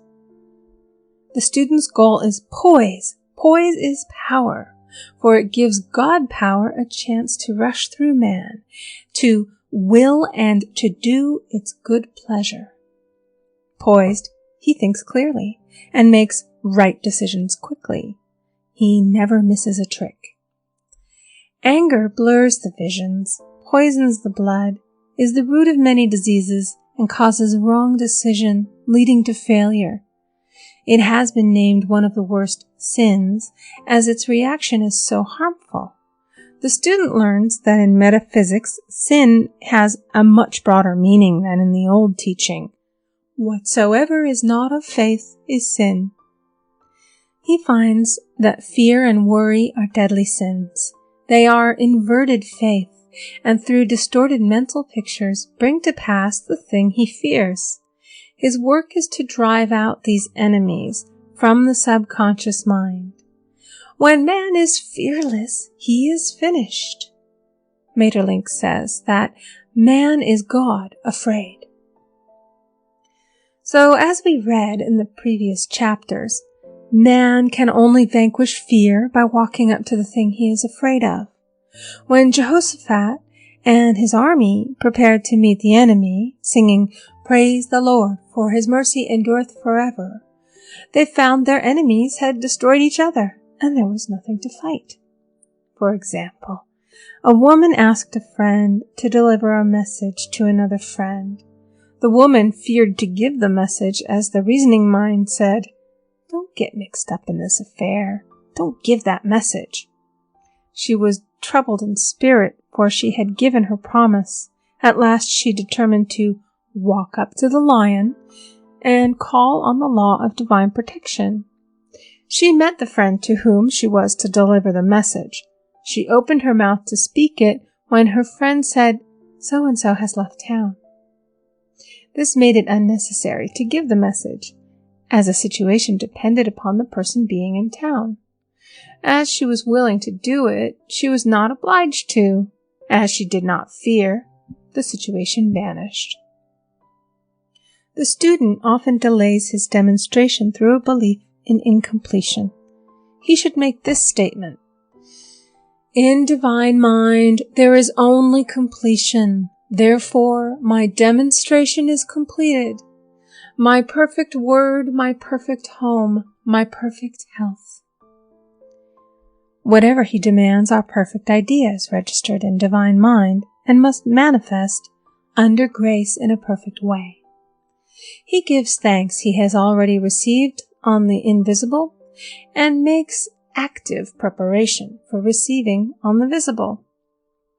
One of my students was in need of a financial demonstration. She came to me and asked why it was not completed. I replied, "Perhaps you are in the habit of leaving things unfinished, and the subconscious has gotten into the habit of not completing. As the without, so the within." She said, "You are right. I often begin things and never finish them. I'll go home and finish something I commenced weeks ago, and I know it will be symbolic of my demonstration." So she sewed assiduously, and the article was soon completed.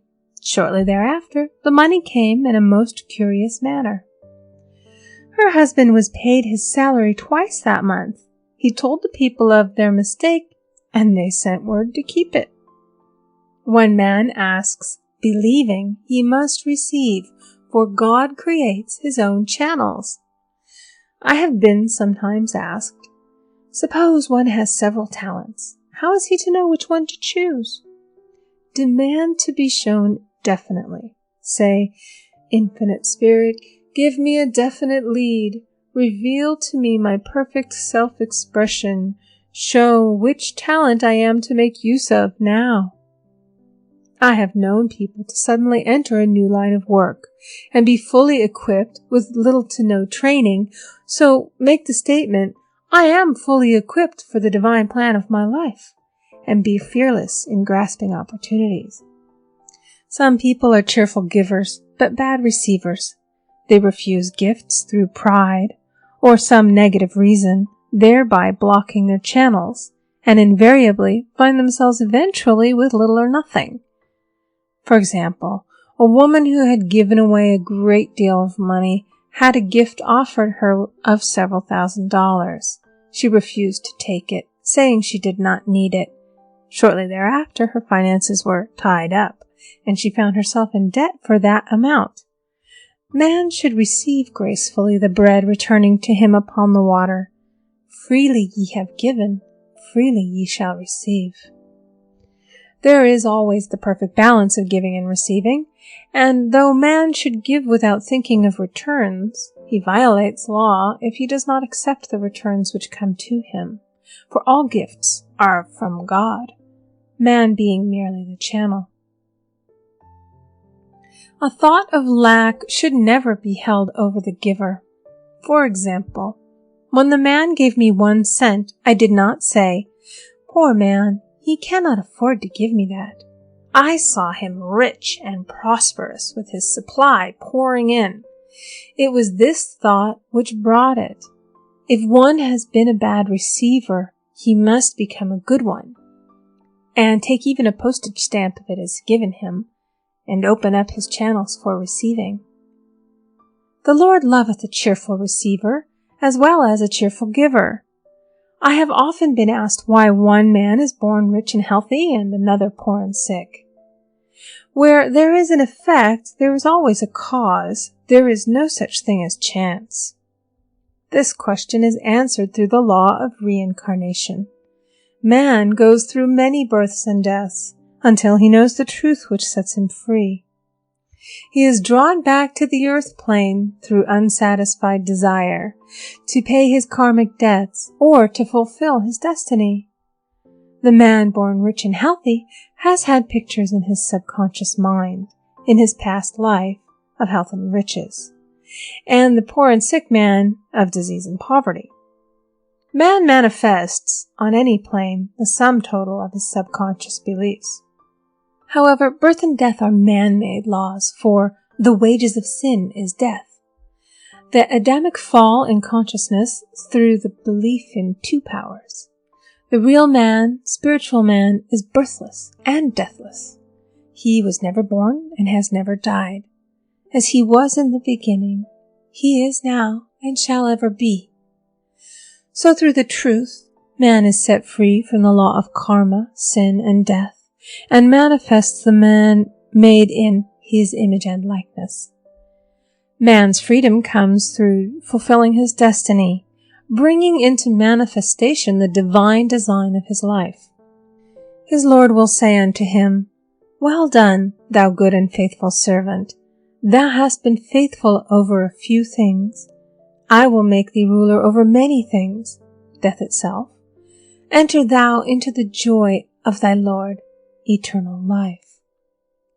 End of Chapter 9. Chapter 10 of The Game of Life and How to Play It. The Game of Life and How to Play It by Florence Scovel Shinn. Chapter 10, Denials and Affirmations. Thou shalt also decree a thing, and it shall be established unto thee. All the good that is to be made manifest in man's life is already an accomplished fact in divine mind, and is released through man's recognition or spoken word. So he must be careful to decree that only the divine idea be made manifest, for often he decrees through his idle words failure or misfortune. It is therefore of the utmost importance to word one's demands correctly as stated in a previous chapter. If one desires a home, friend, position, or any other good thing, make the demand for the divine selection. For example, Infinite Spirit, open the way for my right home, my right friend, my right position. I give thanks that it now manifests under grace in a perfect way. The latter part of this statement is most important. For example, I knew a woman who demanded $1,000. Her daughter was injured and they received $1,000 indemnity, so it did not come in a perfect way. The demand should have been worded in this way. Infinite Spirit, I give thanks that the $1,000, which is mine by divine right, is now released and reaches me under grace in a perfect way. As one grows in a financial consciousness, he should demand that the enormous sums of money which are his by divine right reach him under grace in perfect ways. It is impossible for man to release more than he thinks is possible, for one is bound by the limited expectancies of the subconscious. He must enlarge his expectancies in order to receive in a larger way. Man so often limits himself in his demands. For example, a student made the demands for $600 by a certain date. He did receive it, but heard afterwards that he came very near receiving $1,000, but he was given just $600 as a result of his spoken word. They limited the Holy One of Israel. Wealth is a matter of consciousness. The French have a legend giving an example of this.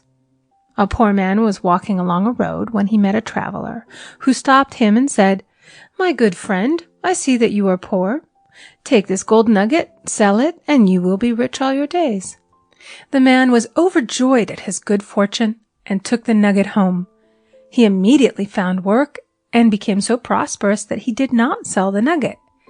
Years passed, and he became a very rich man. One day he met a poor man on the road.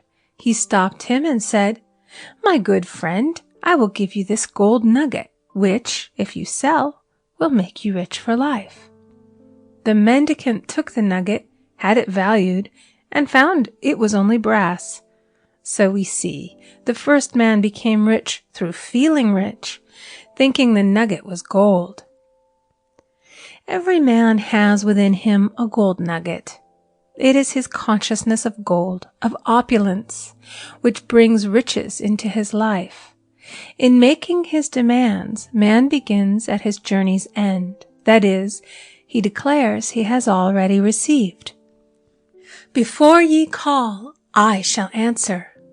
Continually affirming establishes the belief in the subconscious. It would not be necessary to make an affirmation more than once if one had perfect faith.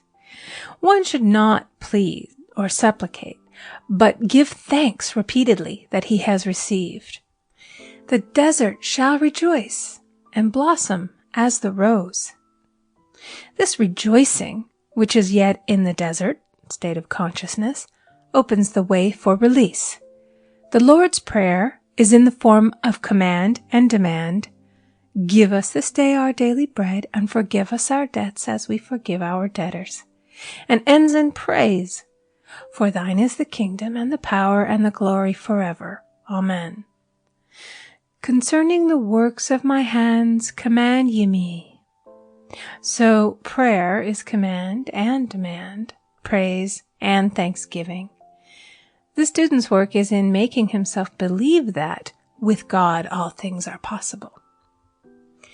This is easy enough to state in the abstract, but a little more difficult when confronted with a problem. For example, it was necessary for a woman to demonstrate a large sum of money within a stated time. She knew she must do something to get a realization, for realization is manifestation, and she demanded a lead. She was walking through a department store when she saw a very beautiful pink enamel paper cutter. She felt the pull towards it.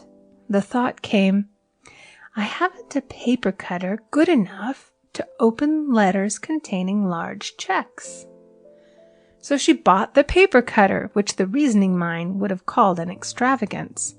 When she held it in her hand, she had a flash of a picture of herself opening an envelope containing a large check, and within a few weeks she received the money. The pink paper cutter was her bridge of active faith. Many stories are told of the power of the subconscious when directed in faith. For example, a man was spending the night in a farmhouse. The windows of the room had been nailed down, and in the middle of the night he felt suffocated and made his way in the dark to the window. He could not open it, so he smashed the pane with his fist, drew in draughts of fine fresh air, and had a wonderful night's sleep. The next morning he found he had smashed the glass of a bookcase, and the window had remained closed during the whole night. He had supplied himself with oxygen simply by his thought of oxygen. When a student starts out to demonstrate, he should never turn back. Let not that man who wavers think that he shall receive anything of the Lord. A student once made this wonderful statement: "When I ask the Father for anything, I put my foot down and I say, 'Father, I'll take nothing less than I've asked for, but more.'" So man should never compromise. Having done all, stand. This is sometimes the most difficult time of demonstrating. The temptation comes to give up, to turn back, to compromise. He also serves who only stands and waits. Demonstrations often come at the 11th hour because man then lets go, that is, stops reasoning, and infinite intelligence has a chance to work. Man's dreary desires are answered drearily, and his impatient desires long delayed or violently fulfilled. For example, a woman asked me why it was she was constantly losing or breaking her glasses. We found she often said to herself and others with vexation, "I wish I could get rid of my glasses." So her impatient desire was violently fulfilled. What she should have demanded was perfect eyesight, but what she registered in the subconscious was simply the impatient desire to be rid of her glasses, so they were continually being broken or lost. Two attitudes of mind cause loss: depreciation, as in the case of the woman who did not appreciate her husband, or fear of loss, which makes a picture of loss in the subconscious. When a student is able to let go of his problem, cast his burden, he will have instantaneous manifestation. For example, a woman was out during a very stormy day, and her umbrella was blown inside out. She was about to make a call on some people whom she had never met, and she did not wish to make her first appearance with a dilapidated umbrella. She could not throw it away, as it did not belong to her. So in desperation, she exclaimed, "Oh God, you take charge of this umbrella. I don't know what to do." A moment later, a voice behind her said, "Lady, do you want your umbrella mended?" There stood an umbrella mender. She replied, "Indeed I do." The man mended the umbrella while she went into the house to pay her call, and when she returned, she had a good umbrella. So there is always an umbrella mender at hand on man's pathway when one puts the umbrella or situation in God's hands. One should always follow a denial with an affirmation. For example, I was called on the phone late one night to treat a man whom I had never seen. He was apparently very ill. I made the statement, "I deny the appearance of disease. It is unreal, therefore cannot register in his consciousness. This man is a perfect idea in divine mind, pure substance expressing perfection." There is no time or space in divine mind.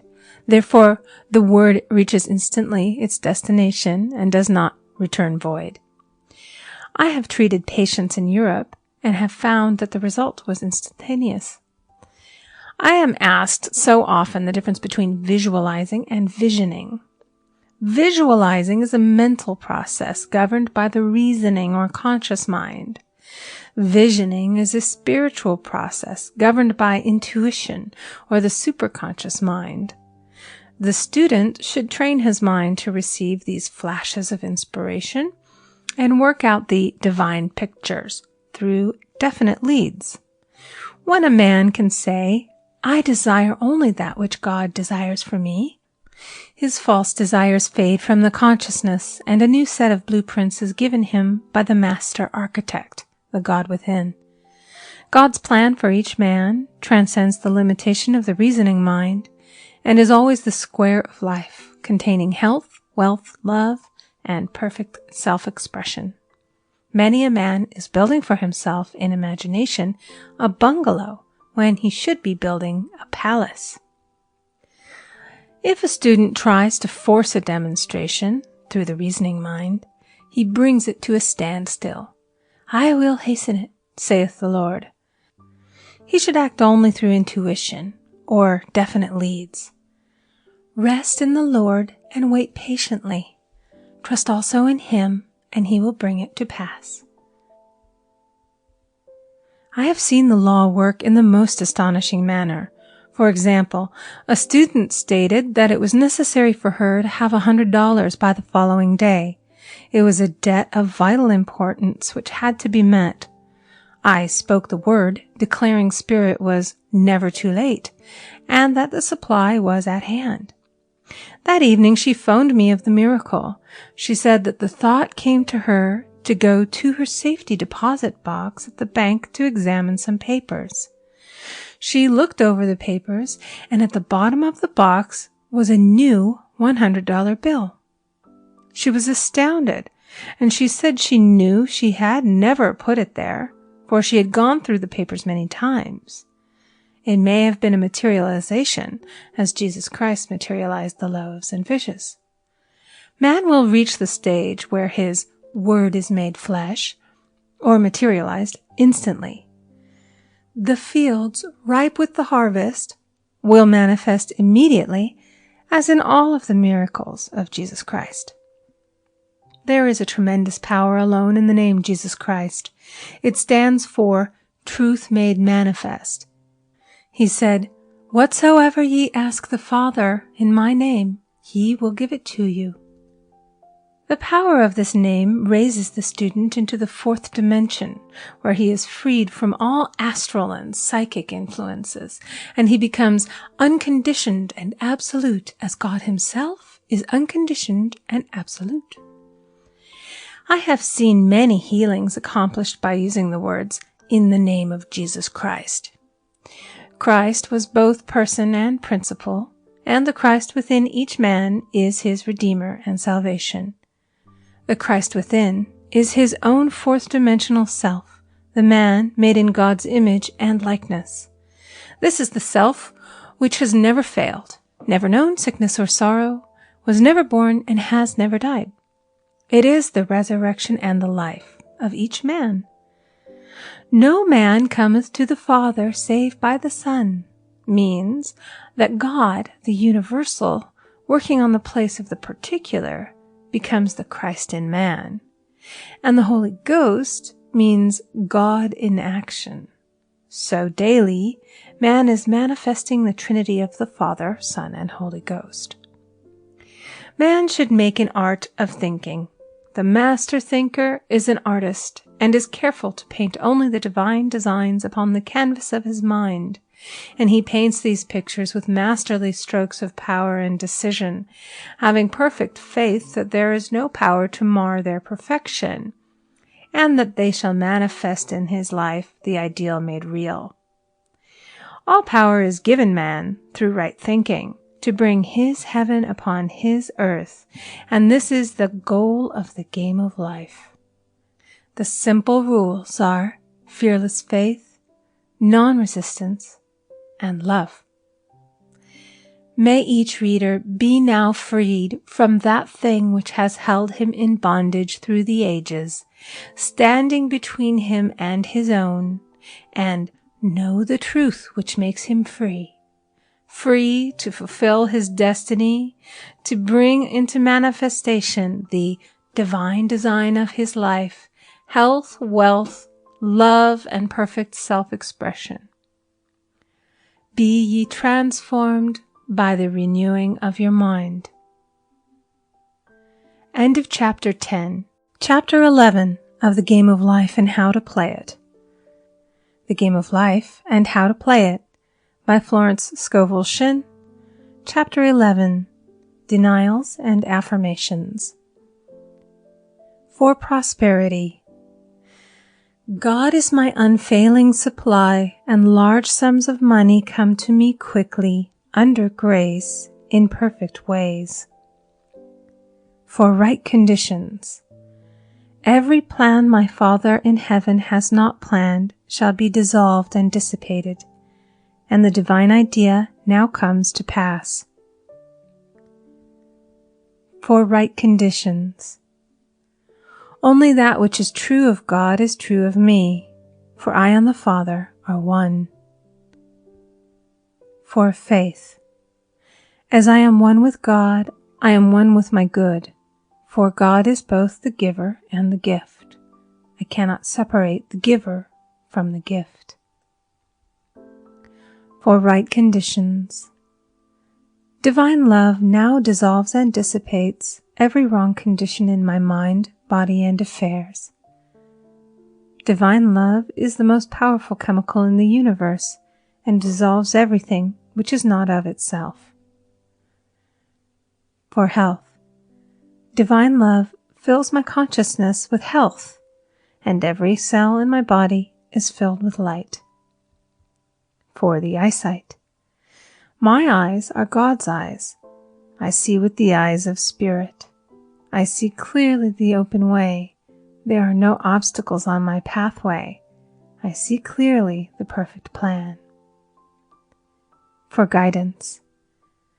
I am divinely sensitive to my intuitive leads, and give instant obedience to thy will. For the hearing. My ears are God's ears. I hear with the ears of spirit. I am non-resistant and am willing to be led. I hear glad tidings of great joy.